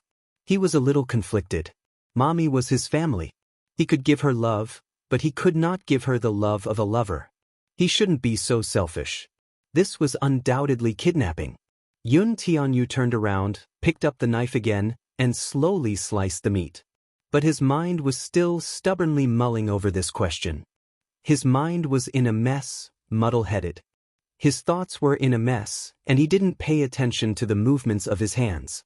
In a moment of carelessness, he accidentally cut his finger. Yu was still immersed in his thoughts and did not notice the sharp pain coming from his fingertips. When he came back to his senses, he lowered his head and saw that the chopping board was already dyed red. Sensing the sharp pain coming from his hand, he looked at his fingertips in a daze. Blood was already flowing out. Yun Tianyu's lips parted, but he remained silent. He didn't feel much pain.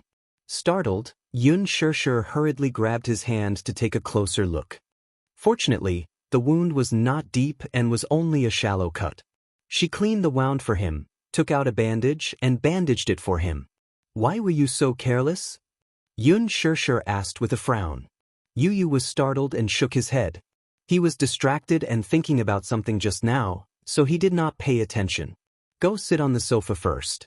Leave the rest to mommy," Yun Xianxia said as she carried Yu to the sofa. Yu pursed his lips and nodded obediently. Chapter 684. After serving the dishes, Yu sat at the dining table and looked at the sumptuous spread on the table with a blissful smile.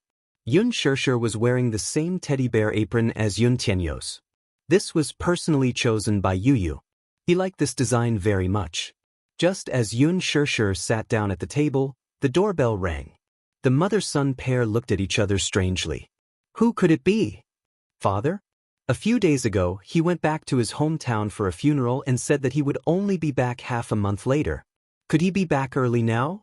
Yun Xianxia got up and walked to the door. Just as she opened it, a cute little head poked in. Xiao Yichen poked his head in first, as if to inquire about the situation. When he looked up, he bumped into Yun Xianxia, who was standing at the door in surprise. He opened his mouth and wanted to call out "Mommy," but he had always been a dull and shy person. He didn't know how to play tricks or act cute, so he couldn't force a word out of his mouth even after a long time. Xiao Yichen could not help feeling a little embarrassed. He had clearly prepared himself mentally. Even if he did not utter a single syllable, from the way his lips moved, it was clear that he was calling out "Mommy." Yun Xianxia saw it. She could not help laughing.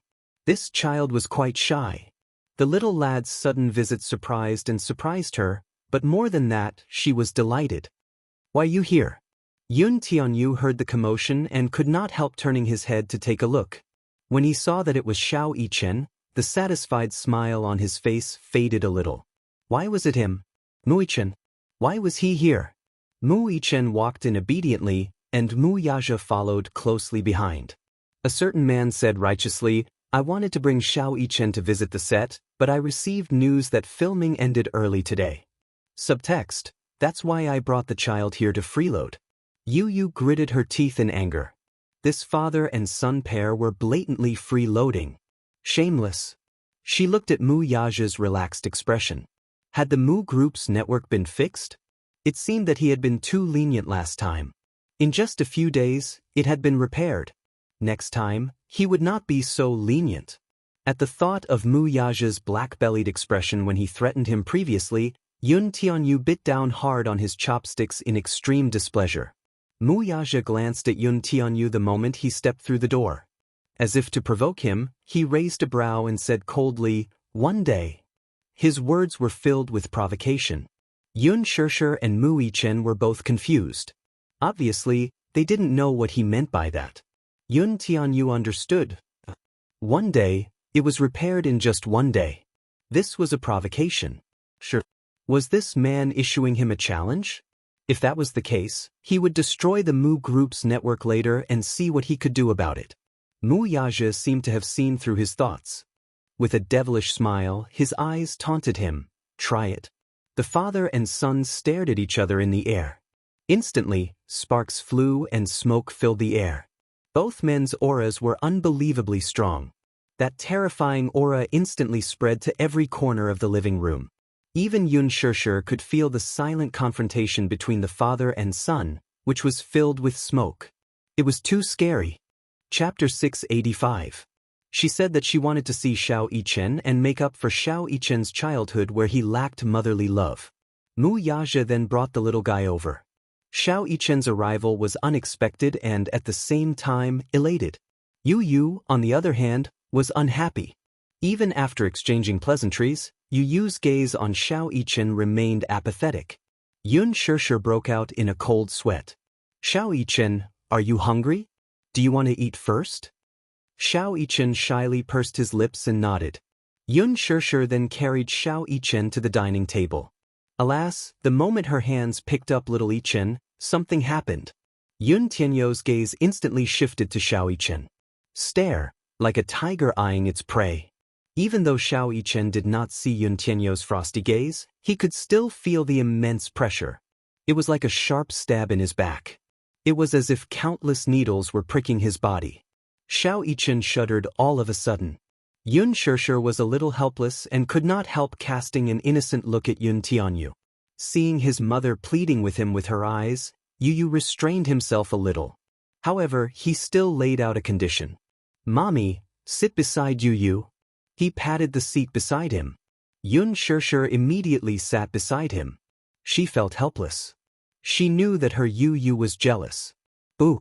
In a way, he had inherited his father's ruthlessness and overbearingness when jealous. There was no doubt that he was exactly the same. One look and one could tell that he was his biological son. Yun Shirshir clapped her hands. All right, let's eat. Then, there was an awkward silence. The dining table had become a chaotic battlefield between the father and son. The gazes of the three men constantly crossed over the dining table. The atmosphere suddenly plummeted and turned into an ice cellar. It would not be an exaggeration to describe it as the glint of swords and the smell of gunpowder. Her smile froze at the corner of her mouth. Yun Shirshir's smile turned cold as she watched the father and son cross gazes. She broke out in a cold sweat. Did they have to be like this? They were clearly father and son.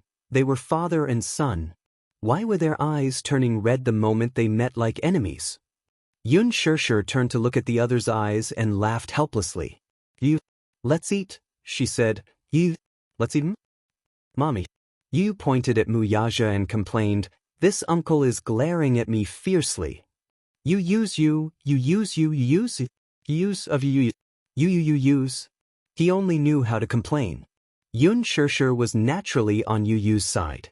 She raised her head and gave Mu Yaja a warning look. Mu Yaja, that's enough. Eat properly. Mu Yaja did not say a word and merely raised a brow. He was really wronged. This brat was clearly abusing his power to bully others. Yun Tianyu suddenly acted coquettishly at the side. Mommy, feed you. Yun Shirshir nodded and took his mini rice bowl. Mu Yichen also acted coquettishly at the side. I want to feed too. Me too. Mu Yaja also joined in. Yun Shirshir rolled her eyes helplessly. Hey, that's enough. Do you think I have 3 heads and 6 arms? Yun Tianyu said angrily, Mommy, don't bother about them. Mu Yichen only kept blinking innocently and pitifully at Yun Shirshir. Every pitiful look was undoubtedly a blow to her heart. Yun Shirshir could not help feeling sorry for him. Mu Yaja said, Xiao Yichen, Mommy won't feed you. Daddy will feed you. Xiao Yichen pitifully cried, Woo! I don't want Daddy to feed me. Chapter 686. Mommy. The atmosphere froze for a moment. Everyone was taken aback. Xiao Yichen realized that he had inadvertently called out to her. He pursed his lips shyly and innocently knitted his brows. Yun Tianyu stared at Xiao Yichen in a daze. His call was undoubtedly like a heart-piercing arrow that made Yun Shirshir lose her ability to resist. There was no doubt that she was a mother. Even if her heart was as hard as a rock, she would still be defeated when her child called out to her softly. Yun Shirshir smiled and said gently, "Okay, Mommy, feed him." Hence, she got up, walked over to Xiao Yichen's seat, and sat down. Yu could only watch helplessly as Yun Shirshir picked up a spoon and patiently fed Xiao Yichen. Xiao Yichen took a bite and widened his eyes in surprise. He was obviously stunned by the deliciousness and exclaimed, "Wow! It's so delicious!" Yun Shirshir proudly said, "Tonight's dinner was all prepared by Yu." As soon as she said that, Mu Yaja, who had just taken a bite of the glutinous rice and roasted chicken, froze again. Were these dishes Yun Tianyo's handiwork? It was simply unbelievable. Disregarding the exquisite appearance, just the taste alone was definitely comparable to that of a star-rated chef. It was even better than that. It was no wonder that Yun Shirshir had boasted to him that Yun Tianyo's culinary skills were the best. Now, it seemed that her praise was not exaggerated. His culinary skills were indeed excellent. Still, Mu Yaja looked up suspiciously at Yun Tianyo's small hand holding the chopsticks. It was pink, tender, and chubby. It was hard to imagine what kind of miracle this hand had created. How did he master such culinary skills? He was only 7 years old. How could he hold a kitchen knife? The latter looked at him lightly and snorted disdainfully as if to say, "Consider yourself lucky today." Other than Yun Shirshir, he had never cooked for anyone else. If Yun Shirshir was not at home, even if it was Yun Yecheng, he would not personally cook. Xiao Yichen was still immersed in the deliciousness of the dishes, unable to extricate himself. Happiness. He was so happy that he was about to cry. Compared to the delicacies cooked by Yun Tianyu, the daily recipes in the Mu residence were already boring to him. What Yun Tianyu did was different, though. He changed his style. He never followed the prescribed order. Therefore, as long as he was the one cooking, day after day, year after year, he would never get tired of it. Xiao Yichen felt that he was done for. It seemed that his younger brother's cooking was very suitable for him. Now that she had fallen in love with this flavor, she was afraid that whatever she ate would be tasteless when she returned to the Mu residence, right? Xiao Yichen's appetite was greatly stimulated. Yun Shirshir couldn't help but be surprised. This child's appetite was not bad. He had already finished 2 bowls of rice. She was happy for a moment. She actually forgot about Yun Tianyu, who had not eaten a single grain of rice. Yu sorrowfully felt that he had really fallen out of favor. His mommy only cared about Xiao Yichen and did not care about him. He deliberately did not eat a single mouthful of rice, hoping that his mommy would notice his unhappiness and coax him. He had been staring at her for a long time, but his mommy acted as if she did not see him and continued to play with Xiao Yichen. Yun Tianyo's eyes were filled with grievance and resentment. They were about to burst out of his eyes. This father-son pair was simply too despicable. They must be doing it on purpose to monopolize mommy. Chapter 687. He hated them the most. Snatching his mommy. Yu meekly called out, "Mommy." Out of the corner of his eye, he saw a figure move. Yu looked up and saw Mu Yaja sitting beside him with his palm gently covering his adorable little head. "Are you angry?" Yu turned his face away in a fit of pique and ignored him. Mu Yaja, however, pinched his chin and forced him to look at him. "Daddy is talking to you. It's impolite to ignore Daddy." Yun Tianyu snorted. "Did I admit that you're my daddy? Don't flatter yourself." He was proud and awkward deep down. His stubbornness was quite similar to his mommy's. "You're shy." "No, I'm not." Yu. Mu Yaja thought that this lad was really adorable when he was being awkward. "Next time, cook for Daddy too, okay?" "No, I'll only cook for Mommy. Don't even think about it." Yun Tianyu stuck out his tongue provocatively at him. "Dream on." Mu Yaja lowered his eyes to look at him. Suddenly, he used a pair of chopsticks to gently pinch the boy's little pink tongue. "Yu, is this man a pervert? Is it fun to tease me like this?" "Interesting." Mu Yaja seemed to have seen through his thoughts as he commented nonchalantly. "Mu Yaja, are you a pervert?" It's not cute for a child to talk like this. Besides, if I'm a pervert, what are you then? If he said that he was a pervert, then he was his son. Was he not a little pervert too? In fact, he even suspected that this son of his had a genetic mutation. If not, how could he be so abnormal? Unexpectedly, Yun Tianyu casually replied, I'm a genius. Unlike you, I'm a genius. You're an old pervert, the most perverted kind. Mu Yaja retorted, you're a genius. Don't you have my genes to thank? Thank you? If it weren't for your genes, I might have been better. You're so cute. Shouldn't you thank me? Mu Yaja, open your eyes and look carefully. I obviously inherited more of my mother's beauty. I despise you. You're so smart because you inherited my genes. Then why don't you explain why Mu Yichen is so stupid? Mu Yichen, who had been eating quietly at the side, was a little hurt. He felt as if he had been shot while lying down. Mu Yaja righteously defended his Dabao. How is he stupid? If you ask him to calculate 1 plus 2 plus 3 plus 4 plus 5 plus 6, he can't wait to count his toes. I'm smart because my mommy taught me well, unlike Mu Yichen, whose IQ is trampled under his feet every day. Mu Yichen's pinkish face scrunched up sadly, feeling hurt. The father and son bickered with each other. Mu Yaja bitterly realized that he thought he had a sharp tongue, but when compared to Yun Tianyu in this aspect, he was nothing. He could only be crushed by Yun Tianyu. There was an old saying, the older the ginger, the spicier it is. Alas, Mu Yaja was about to cry from the spiciness of Yun Tianyu's tender ginger tongue. Yun Tianyu's sharp-tongued ability was to the max. Mu Yaja even suspected that the lad's sharp-tongued talent was maxed out when he was just born. Every word he said was mercilessly rebutted by Yun Tianyu. He was invincible. Yun Xianxia's lips twitched as she helplessly said, Stop fooling around. Chapter 688.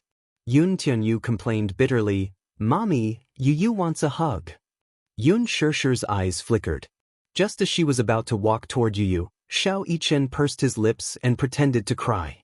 Mommy, Xiao Yichen wants a hug too.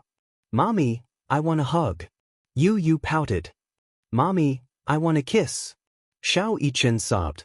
Yun Xianxia was a little overwhelmed by this scene. She could not split herself. The two little lads were calling for her. She knew in her heart that Yu was a little resistant to Mu Yaja and Xiao Yichen. It was not his fault though. It was not that Yu was too willful. It was just that, all along, there were only her and Yu in this family. Hence, the children naturally regarded Mu Yaja and Xiao Yichen as intruders. Their hearts were full of repulsion and resistance. This was not what she had hoped for. She wanted the two brothers to get along well. 6 years was neither long nor short, but there was an insurmountable gap between the two children. Mu Yichen liked this younger brother of his a lot. Yu, however, had sealed off his heart and refused to let anyone in. Yun Xianxia pursed her lips. She had no experience in dealing with this. To her, the two little guys were her favorite. She would protect and dote on both of them. She did not want to be in such a distant situation. Yu blinked his eyes. He had clearly acted coquettishly. If it were in the past, his mommy would definitely hug him in her arms and gently coax him. Now, however, she did not do anything. It was as if she was worried about Xiao Yichen. He could not help feeling a little disappointed. The little lad's pink face looked slightly aggrieved. Everything in front of him gradually turned gray, and his eyes quickly filled with tears. He had always thought that he was the most important and irreplaceable person in his mommy's heart. Just like how no one could replace his mommy in his heart. Mommy was the most important. However, why did it seem that he was not the most important person in his mommy's heart? Mommy, do you not love Yu anymore? Yu pursed his lips aggrievedly as tears streamed down his face. Mommy is the most important person in Yu's heart, but Mommy doesn't love Yu anymore. Little Munchkin's pink lips were tightly pursed. Even though he was pretending to be stubborn, his little face was still wet with tears. She hurriedly explained, No. Mommy still loves Yu. It's just... Her delicate brows furrowed slightly as her gaze fell on little Yichen, who was equally at a loss. The latter felt so wrong that his eyes turned red. He loved his younger brother very much too. He could not bear for him to be wronged. He did not mean to compete with his younger brother earlier. He just thought that it was a joke and that he was just teasing him. On the one hand, he wanted to get closer to Xianxia. His daddy told him that this woman was his dearest mommy. And this child was his biological younger brother. After being separated for 6 years, they finally reunited, but this younger brother of his seemed to have built a tall wall and did not let them get close to each other. He did not know how to open the door to Yu Yu's heart. What should he do? Xianxia walked to Yu Yu's side aggrievedly. His small hand gently pinched the corner of his shirt and tugged at it, trying to get his attention. Yun Tianyu took a step back and distanced himself from him. Chapter 689. He opened his mouth, but his voice was as soft as a mosquito's buzzing. He was easily embarrassed, and it could even be said that he was a child who never took the initiative. He took the initiative to approach him and talk to him, but Yu Yu was a little cold and avoided his intimacy. Xianxia felt wronged. I like you. The last 3 words were barely audible. I like you. Xianxia wanted to confess loudly. He didn't want his brother to be so distant from him. He wouldn't fight with his brother for mommy. He would be like mommy and protect his brother well and dote on him. Wasn't that good? We are. Xianxia was so anxious that his face turned red. He wanted to say that sentence urgently, but because of his anxiety, he was a little incoherent. In his heart, he kept repeating the same sentence. We are a family. We are a family. I am your older brother, and you are my younger brother. We are a family. I will dote on you like mommy, protect you, and not let anyone bully you. However, Yu stood at the side from the beginning to the end. He looked down and turned his face to the side, not looking at them. Xianxia couldn't stand it anymore. She walked over and squatted beside him. Seeing that he was biting his lip in a fit of pique, she helplessly comforted him. Yu, don't throw a tantrum. I'm not. Yu looked at her with reddened eyes. His gaze was affectionate and a little helpless. Mommy, I don't want daddy or brother. I only want you. I don't want them. Behind him, Xianxia looked as if he had been struck by lightning. He was stunned and his body was extremely cold. Mu Yaja's expression was calm. Yu Yu's reaction was as he had expected. This child's possessiveness towards Xianxia was unusually strong. Yu Yu was a stubborn child. No one could change the fact that he had decided on. Xianxia didn't expect this child to be so stubborn. She was angry and amused at the same time. You be good. Don't mess around. I'm not messing around. Yu hugged her tightly and said helplessly, I don't like them. I tried to accept them, but Yu couldn't do it.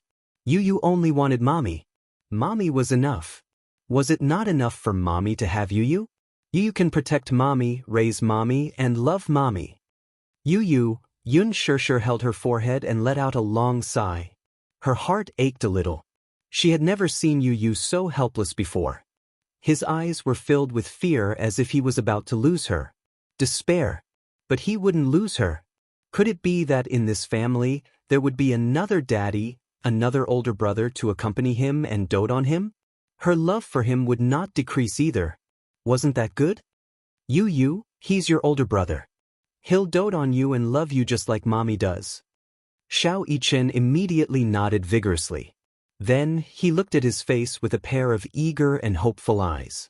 Even if he nodded, Xianxia wouldn't be able to control himself and would hug him tightly in joy. Yu followed Xianxia's voice and turned to look at Xianxia, who was standing behind her. This child had the same appearance and facial features as him. There were very few twins who looked like them. Their facial features were so similar that it was as if they were cast from the same mold. If the two little lads stood together, regardless of height, it was almost impossible to tell them apart. But in the end, he could only shake his head in disappointment and close his eyes. It was as if he was escaping. Chapter 690. Mommy is fierce. Yu stared at her innocently with his big, clear eyes as though he was silently accusing her. Yu is disobedient. Xianxia frowned and looked at him angrily. Yu had never seen Xianxia angry. She had always been as gentle as water and had never been angry with him. However, she actually said that he was disobedient because of them. How was he disobedient? Yu pursed his lips and clenched his fists tightly. He released them and clenched them again. He said sadly, "Mommy is stupid. Yu, don't bother with Mommy." With that, the little guy ran back to the bedroom in a fit of pique.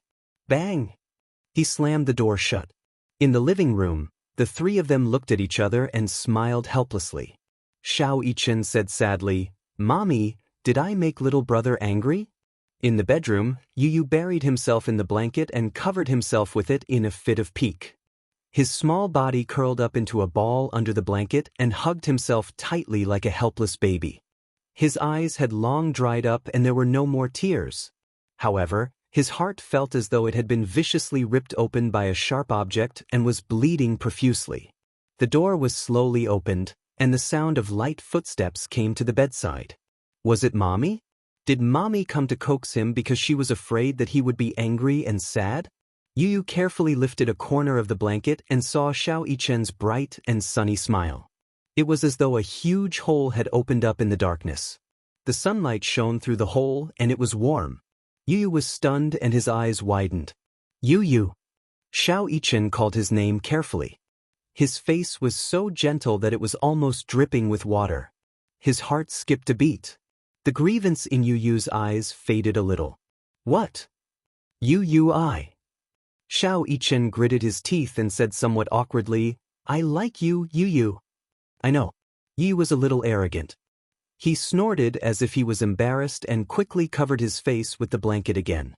At this moment, Yu's handsome little face was slightly hot because of Xiao Yichen's shy confession. Xiao Yichen grabbed a corner of the blanket and smiled. "It's okay if you don't like me. I'll protect you. I know you're afraid that I'll steal your mommy from you, right?" Little Munchkin remained silent under the blanket. Xiao Yichen blinked and smiled. "Don't worry, I won't steal your mommy. Because I'm the older brother.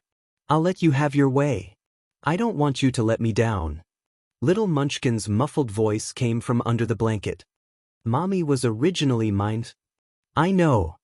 Seeing that he was willing to talk to him, Xiao Yichen was a little happy. When he first met Yun Tianyu, he had a strange feeling. This child was clearly covered in thorns like a small hedgehog, but he still felt a sense of closeness toward him. He liked him. From the first time he saw him, he liked this younger brother. He was smart, cute, and sometimes had a sharp tongue. He even deliberately teased him with difficult math questions. Still, he was so smart and cute. "Brother, don't be angry. It's my fault today. I wanted to play with you and made you sad. I won't do it again," he sincerely explained. Yu's face flashed with surprise. He was a little surprised. Chapter 691. Separated by the blanket, Xiao Yichen opened his arms and hugged him gently and carefully. Under the blanket, Yu felt his brother's closeness and his face flushed red. Xiao Yichen's hug made him so nervous that he didn't know where to put his hands.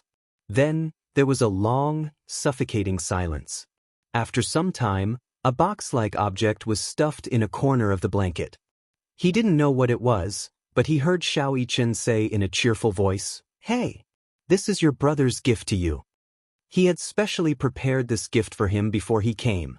It was his gift to his brother. Xiao Yichen's footsteps could be heard from outside the blanket.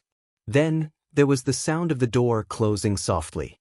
Yu poked his head out of the blanket and took out the object that Xiao Yichen had stuffed into the blanket. Under the light, he saw an exquisitely wrapped gift. Was it a gift? This fellow was quite attentive. He didn't seem as annoying as he thought. Yu's eyes curved slightly, and a hint of a smile appeared at the corners of his lips. He didn't even realize that when he held the gift in his hands, the corners of his lips were curled up in satisfaction. After dinner, Xiao Yichen sat in the front passenger seat in the car. He seemed to be in a good mood, and the corners of his lips were always curled up. Mu Yaja glanced at him from the corner of his eye and couldn't help but ask, "What gift did you give your brother?" "It's a secret. I'm not going to tell Daddy." Xiao Yichen deliberately made a face mysteriously and then said shyly, "My brother will definitely like my gift." Mu Yaja teased, "But your brother doesn't seem to like you." "My brother will definitely like me." Xiao Yichen leaned against the window and looked at the bright moon in the sky as he vowed solemnly. At night, before the lights were turned off, Yun Shirshir walked into the room and saw that Yu was still sitting on the bed, playing with the exquisite gift in his hands. The gift was still beautifully wrapped.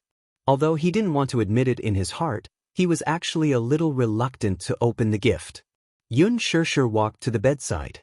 Yu immediately came back to her senses. She hid the gift under the pillow and looked at him warily. "Is this a gift from my brother?" Yun Shirshir asked. Yu licked her lips and said awkwardly, "I don't really like it. I just thought it would be fun." "Mommy is a little curious about what he gave you." Yun Shirshir deliberately probed him. "Why don't we open it and see?" "No." Yu stared at him warily. "The packaging is quite interesting. What a stubborn little fellow. Actually, he just couldn't bear to tear it apart." Yun Shirshir pursed her lips and smiled, but she didn't expose him. This child was really a little arrogant. She could tell that he actually liked this gift very much. Nervousness, anticipation, and curiosity were all written on his face. However, he was a little awkward and wasn't good at expressing himself. Yun Shirshir caressed his snowy face and pinched his chubby cheeks. She pursed her lips and said, "Mommy loves Yu. Yu is irreplaceable in Mommy's heart." Yu hugged Yun Shirshir and planted a sweet kiss on her face. "Yu loves Mommy too. Mommy is unique in Yu's heart." "Sleep early." Yun Shirshir stroked his hair and kissed his forehead. "We still have to wake up early tomorrow." When they left the bedroom, the smile on Yun Shirshir's face faded. This child was obviously still a little conflicted. Chapter 692. The filming of the movie progressed step by step. There were a few scenes involving Yin Dongyu and Yin Xiachuan after they had grown up. The production crew specially rushed to Huanyu Tower to film. It was not that Lin Fengtian was trying to save money, but in the original novel, after Yin Dongyu graduated, he joined the media company to work. In all aspects, the setting of Huanyu Tower was very suitable for the plot of the original novel. This plot described how, after graduating from high school, Yin Dongyu's parents realized that the relationship between Dongyu and Xiachuan had gone beyond the scope of a sibling relationship. While feeling uneasy, they also tried to find a way to cut off this unnecessary relationship. Hence, after Yin Xiachuan graduated from high school, she was sent overseas to study.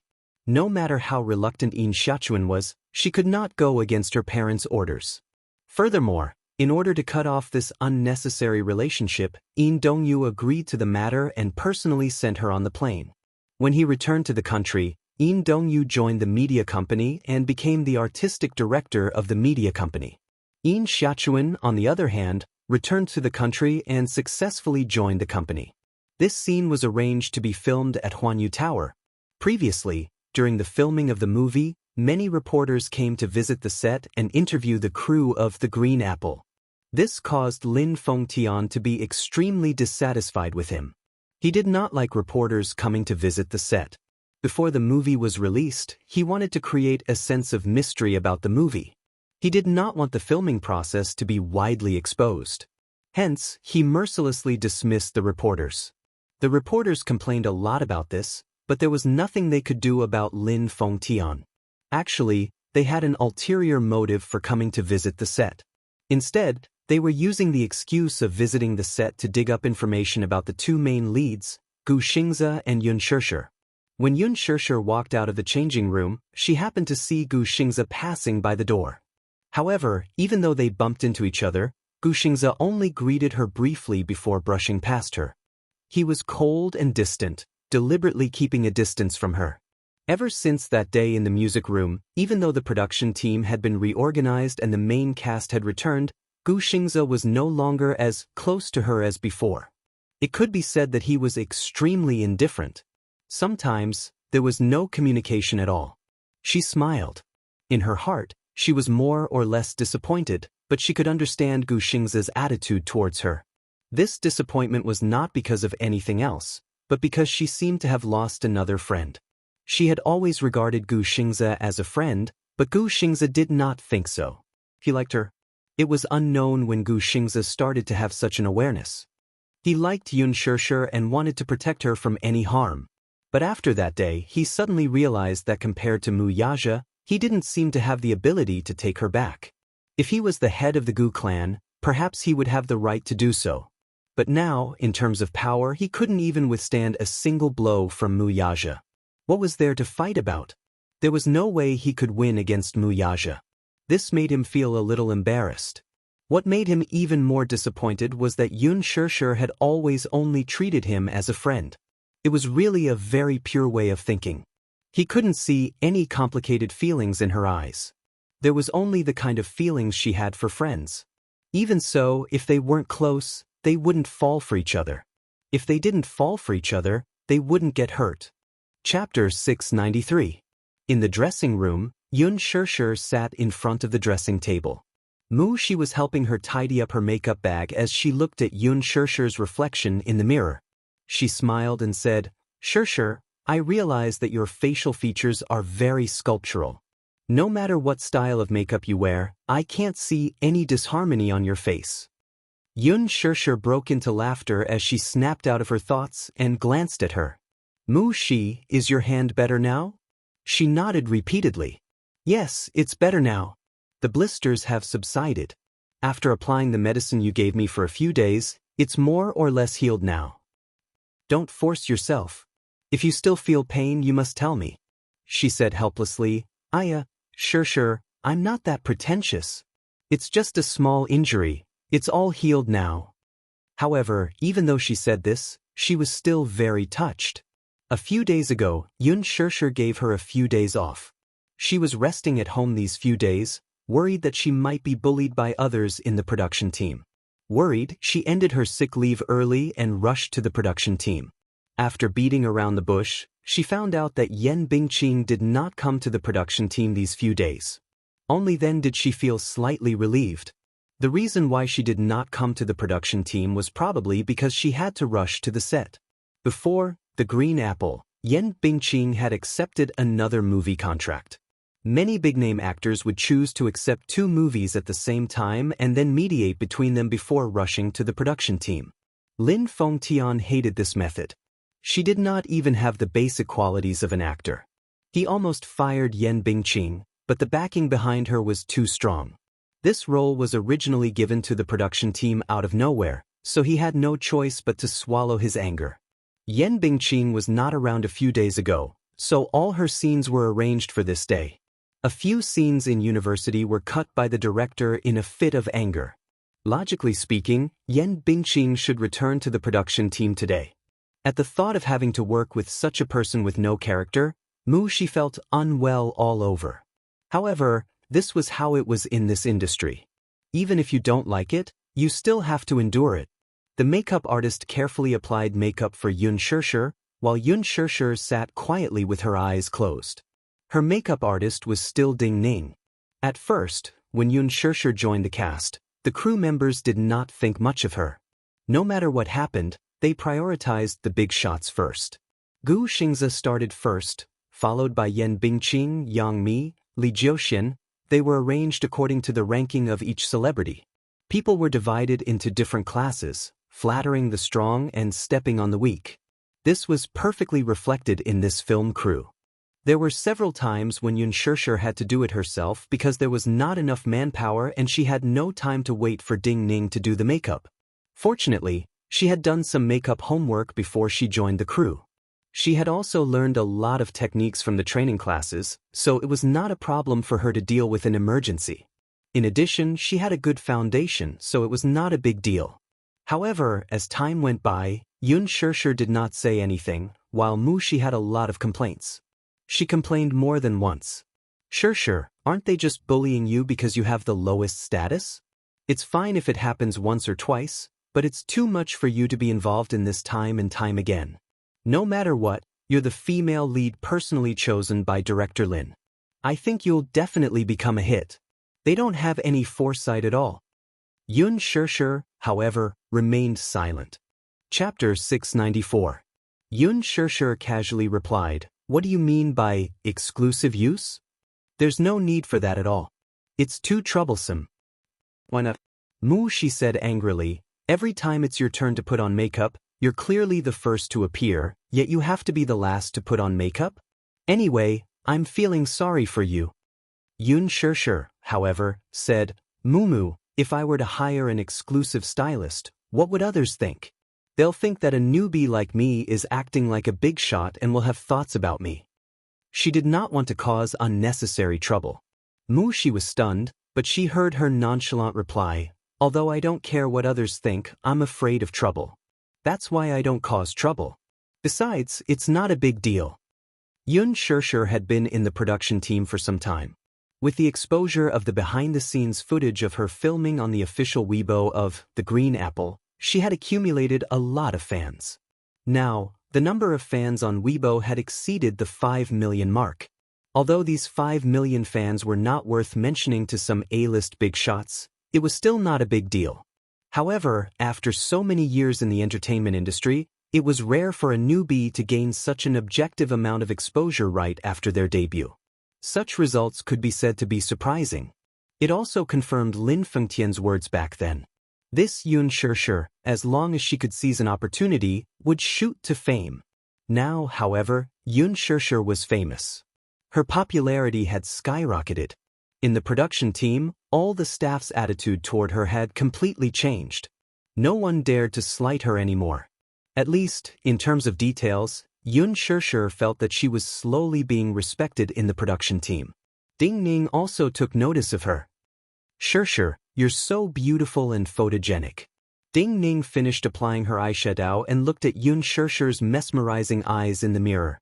She could not help but click her tongue in praise. Yun Shirshir could not help but laugh. That's because you're good at it. You flatter me, you flatter me. Ding Ning smiled and put the eyeshadow brush into the Evolution makeup bag. He took out a box of lip gloss and mixed some colors on the palette. He said apologetically, Shirshir, you have a good temper. Putting on makeup for you is what makes my job so fascinating. From the first time he met Yun Shirshir, Ding Ning had a good impression of her. He felt that she was modest, polite, and very gentle. He had never seen her make things difficult for any of the crew members and had always been very cooperative. Ding Ning was recognized as the top stylist in the circle. His skills were first class, so most of the people he came into contact with were first-tier big shots. She was used to serving famous celebrities like Yan Bingqing and Han Yuan. Now that she was in front of Yun Shirshir, it was like a cool breeze blowing on her face. Yan Bingqing was the kind of star who was stubborn. She would order the stylist to give her the style she thought she should use to appear on screen. Take the previous makeup photos for example. Logically speaking, Yan Bingqing's character should be a charming and beautiful rebellious high school student. However, Yan Bingqing insisted that Ding Ning give her a pure look. She also specified that she wanted the same makeup as Yun Shirshir. She wanted nothing more than to compare herself with Yun Shirshir. Ding Ning was a little hesitant. Pure makeup did not suit her character. He kindly reminded her but was humiliated by Yan Bingqing. Helplessly, he gave her a pure look. In the end, Yan Bingqing was scolded badly by Lin Fengtian when she went on screen for a trial photo. Chapter 695. In the end, Lin Fengtian almost kicked her out, and she almost lost her job. She was really wronged. Yun Shirshir was different, though. Her facial features were too sculpted. Every makeup that Ding Ning put on her according to her character could bring out her beauty. It was unparalleled. Yun Shirshir would not rush her, make things difficult for her, or humiliate her like Yan Bingqing did. Not only was she good-tempered, but she also knew how to respect others. She was really grateful. Before Yun Shirshir became famous, the production crew did not take her seriously. They did not even put her in their eyes when she played a minor role in a movie. After she became famous, she was neither arrogant nor impatient. She did not throw her weight around. She still arrived at the set on time and obeyed the crew's arrangements. She was still as calm and elegant as before.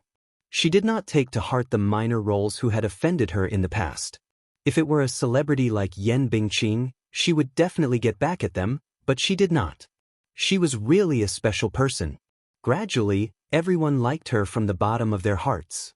The three of them were chatting. This rare leisure time was suddenly interrupted by footsteps outside the door. The sound of high heels hitting the ground was crisp and powerful. Immediately after, the door was pushed open and Yan Bingqing walked into the dressing room coolly. She turned around. When she saw that it was her, the smile on her face froze. Seeing that Yan Bingqing had returned to the set, the smile on Ding Ning's face gradually turned cold. Yun Shirshir, on the other hand, was the only one who remained unfazed. She did not even spare her a glance as she quietly stared at her reflection in the mirror, as if the actress's arrival had nothing to do with her. Yan Bingqing swept her gaze across everyone. Finally, her gaze landed on Mu Shi, who was trembling at the side. Ever since that incident, Mu Shi had some psychological trauma toward Yan Bingqing. She was afraid of this woman from the bottom of her heart. Hence, when she saw her, she could not help but shrink into a corner. Yun Shirshir glanced at Yan Bingqing from the corner of her eye, only to see the latter looking as if she had seen a ghost. She smiled helplessly. Just as he was about to speak, he was interrupted by Yan Bingqing's cold voice. "Oh, what a coincidence! You guys are here too?" Mu Shi lowered her head and subconsciously hid behind Yun Shirshir without saying a word. Yun Shirshir reached out and covered Mu Shi's hand on her shoulder. Yan Bingqing's bright red lips curled into a smile when she saw Mu Shi's cowering look. What a loyal dog. The relationship between master and servant is pretty good. She continued to tremble in silence. Yan Bingqing asked coldly, "Hey, is your hand better?" "Ding Ning, why did you stop?" Yun Shirshir acted as if she had not heard Yan Bingqing's words. Seeing that Ding Ning was in a daze at the side, she reminded her. Ding Ning smiled and immediately made small talk. "I was distracted just now. I was thinking of what lip color to match for you. What do you think about peach pink?" "Do as you deem fit. I believe in your taste." Yun Shirshir smiled slightly. Her indifference made it seem as if Yan Bingqing did not exist, as if she were air. Yan Bingqing's face instantly turned sullen. This Yun Shirshir was really capable. Every word she said was not hurtful, but she had the ability to make her angry out of embarrassment. She said hatefully, "Yun Shirshir, get out of here. This dressing room is mine. You have no share." Mu Shi raised her head to look at her. She opened her mouth to defend her, but Yun Shirshir suddenly pressed her hand down as if to stop her. Her voice, which had just emerged from her throat, stopped abruptly. Chapter 696. The three of them were eerily quiet and ignored Yan Bingqing. "Get out!" Yan Bingqing's voice was slightly shrill as she gave the order to chase her out again. Yun Shirshir still did not move. In a fit of anger, she walked up to Yun Shirshir and swept all the makeup products in front of her to the floor. Foundation and eyeshadow were scattered all over the floor in a mess. Ding Ning was taken aback and raised his head in confusion. These were all her makeup products. She could tell that Yan Bingqing hated Yun Shirshir, but was there a need to implicate the innocent? Even though she was full of complaints, Ding Ning did not dare to voice them out. That was because she was Yan Bingqing. Her background was O Huang's boss, Yang Shouqing. Who would dare to offend her? Only a newbie like Yun Shirshir, who was like a newborn calf that was not afraid of a tiger. Yun Shirshir raised her eyes slightly and cast a sidelong glance at her, as if questioning her childish behavior. "What's wrong? I'm talking to you, but you're ignoring me. What's the meaning of this? Are you putting on airs with me?" Yan Bingqing questioned her hysterically. Her cold and vicious eyes were as sharp and vicious as a cobra's. "Oh, I didn't hear you." Yun Shirshir gave a perfunctory explanation. Yan Bingqing was exceptionally furious. "You clearly heard me. But I didn't hear you speak human language, did I?" Yun Shirshir's face was calm and unruffled. Her concise and comprehensive words were full of mockery. Even Ding Ning and Mu Shi, who were behind her, were taken aback. Although Yun Shirshir sounded calm when she spoke, her words were filled with inviolable arrogance. How dare she speak to Yan Bingqing like this? Was she not afraid of offending Yan Bingqing? Or was she really a newborn calf who was not afraid of tigers? Did she not know Yan Bingqing's background? Mu Shi's heart pounded wildly. Just as expected, Yan Bingqing's face flushed red with anger at her sarcastic words. Even though her face was covered with thick makeup, it could not hide her redness. She glared fiercely at her and said angrily, "Yun Shirshir, what do you mean by that? What do you mean I didn't speak human language? Explain it to me clearly." Is this sentence very difficult to understand? A dog's mouth can't spit ivory, have you heard of that? Yun Shishir's lips curled into a mocking sneer. Indeed, you're uncultured. You. Yan Bingqing was exasperated. Suppressing the urge to give her a tight slap, she sneered, revealing her pearly whites. Yun Shishir, I didn't expect you to be so eloquent. I'm a magnanimous person, so I won't argue with you. Get out. Get out. Get out. Yun Shishir asked innocently and curiously, Get out to where? This dressing room is mine. Get out and don't come in. You're an eyesore. Yan Bingqing warned her again. On what basis? Yun Shishir was a little amused. Had this Yan Bingqing's manners been eaten by a dog? Yan Bingqing spat out each word viciously, on the basis that I am Yan Bingqing. I heard that you had a fever these few days. I see that your fever has subsided, but is your brain muddled? Aren't you mistaken? Yun Shishir smiled. She then turned her eyes and finally looked her in the eye. This dressing room is shared. Don't tell me you want to monopolize it? Chapter 697. Yun Shishir pretended to be surprised. No way? Are you bullying a newbie? Yes, I am bullying you. What can you do to me? Yan Bingqing sneered. In her eyes, a newbie like Yun Shishir could not withstand a single blow other than her sharp tongue. Yun Shishir was neither shocked nor angry. Instead, she kindly reminded her with a smile, there are many reporters outside today. If news of Yan Bingqing dominating the dressing room and ostracizing newbies gets out, won't tomorrow's headlines be very interesting? Are you threatening me? Yan Bingqing narrowed her eyes dangerously when she heard this. No, it's clearly Senior Yan Bingqing who is making things difficult for me. Yun Shishir pointed at the surveillance camera high up in the corner. That place has been captured clearly. Yan Bingqing turned to look in the direction she was pointing. Indeed, there was a small surveillance camera there. She gritted her teeth in anger and turned her head to glare fiercely at her. She had no choice but to force herself to calm down. Yun Shishir, you win. Yun Shishir's lips curled into a smile, but her eyes were cold as she turned to look at the mirror again. Yan Bingqing felt that she had completely lost face in front of Mu Shi and Ding Ning. She did not forget to say harshly, Yun Shishir, I'm warning you, don't be too arrogant. Don't think that you can do whatever you want just because Director Lin is supporting you. Who do you think you are? You won't have a good ending for offending me. Yun Shishir ignored her threat and reminded her coldly, you talk too much. There's not much time left. Can't you just do your makeup? Ding Ning and Mu Shi were already petrified. This Yun Shishir is really something. Could it be that she has a strong background too, so she is not afraid of Yan Bingqing's threats? Yan Bingqing was about to lose her temper when she saw her impatient look. Gu Xingzi's magnetic voice came from the door. Bingqing. Yan Bingqing was stunned. She immediately hid the evil expression on her face and turned around to put on a sweet smile. Seeing Gu Xingzi standing at the door and looking at her, she immediately went up to him. Xingzi, it's you? Yun Shishir was stunned and turned to look at him. However, she saw Gu Xingzi standing at the door and looking at Yan Bingqing indifferently. He did not even look at her. He looked at Yan Bingqing and asked, You're here. Are you feeling better these days? Yan Bingqing smiled shyly and was touched. Xingzi, thank you for your concern. I've been resting for a few days, and my fever has gone down. I'm feeling better now. Mu Shi could not help but click her tongue. This Yan Bingqing was always said to be a vase. She only had good looks and mediocre acting skills. Now, her acting skills were on the line. He clearly had a ferocious look on his face just now. She changed her expression the moment she turned around. How disgusting. Gu Xingzi chatted for a while and said, Okay, take care of yourself. The next few scenes are very important. Yan Bingqing smiled and nodded. Okay. Xingzi, you have to take care of yourself too.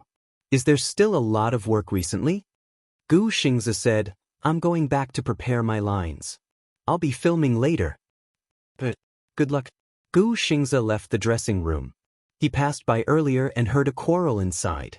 Then he heard Yun Shishir's voice. He was a little worried, so he walked in to take a look. Sure enough, he saw Yan Bingqing making things difficult for her.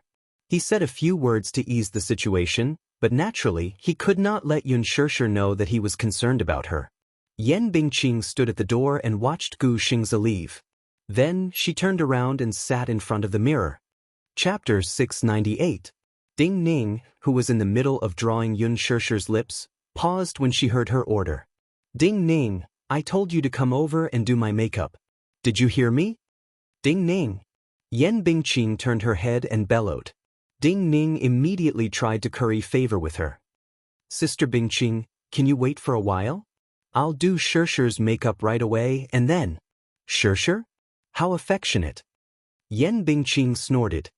Could it be that she's more important than me in your heart? Ding Ning was forced to shut her mouth at once, and even her hands were trembling. She finally spoke. Shirshir's makeup will be done soon. Sister Bingqing, can't you wait a little longer? You want me to wait for her? What right do you have to talk to me? Teach, Yan Bingqing said angrily. This time, she did not dare to talk back to her. Yun Shirshir pursed her lips. She somewhat understood why those staff members were always giving her the cold shoulder. It was not that they were giving her the cold shoulder, someone was forcing them. Although Ding Ning was a top-notch stylist in the industry, she did not dare to slap Yan Bingqing's face like Yun Shirshir did. In this line of work, people did not dare to offend people easily, especially someone as powerful as Yan Bingqing. She knew that if she ran over to do Yan Bingqing's makeup now, Yun Shirshir would not mind. She had always been very magnanimous and would not fuss over such things. However, Ding Ning did not want to do this. Yun Shirshir treated her well. If she did this, she would inevitably feel guilty. Just as she was hesitating, Yun Shirshir took the lipstick from her hand, smiled and said lightly, "Go over, I'll do it myself. You've already done the big project, so the rest won't be a problem." After applying some lip gloss and tracing the contours of her face, the makeup was done. There was no need to make things difficult for her. But, go ahead. It's nothing. Don't mind it. After Yun Shirshir finished speaking, she continued to draw her lips in front of the mirror. Feeling grateful and guilty, Ding Ning turned around and walked to Yan Bingqing to put on makeup. Put on some pretty makeup for me. I don't want it to be like last time. At the very least, I want it to be prettier than Yun Shirshir. The pressure in Yan Bingqing's words made Ding Ning break out in cold sweat. She glared at Yun Shirshir again and said, "If your drawing isn't as good as Yun Shirshir's, then get out of the cast." Ding Ning was angry, but he didn't dare to say anything. He thought, you are a supporting role, and Yun Shirshir is the leading role. How can a supporting role steal the leading role? However, he only dared to think about this in his heart. Yun Shirshir treated Yan Bingqing as heir. After finishing her makeup, she took the script and left the dressing room to consolidate it. While Ding Ning was styling Yan Bingqing's hair, she also took out the script and flipped through it. The next scene was a scene between her and Yun Shirshir. She skimmed through the script quickly, and a deep and sinister smile suddenly appeared on her lips. At the Mu residence, Mu Wanru was lying comfortably on the taffy chair. She held her phone in her hand and scrolled through Weibo expressionlessly. The servant waited on her and peeled grapes for her. After peeling one, she brought the pulp to her mouth. Mu Wanru opened her mouth and bit into it. She hadn't been out of the country for the past few days. Grandpa Mu insisted that she take care of the baby in peace, so she didn't know how the task she had asked Alan to do was going. She lowered her head and reached out to touch her flat belly.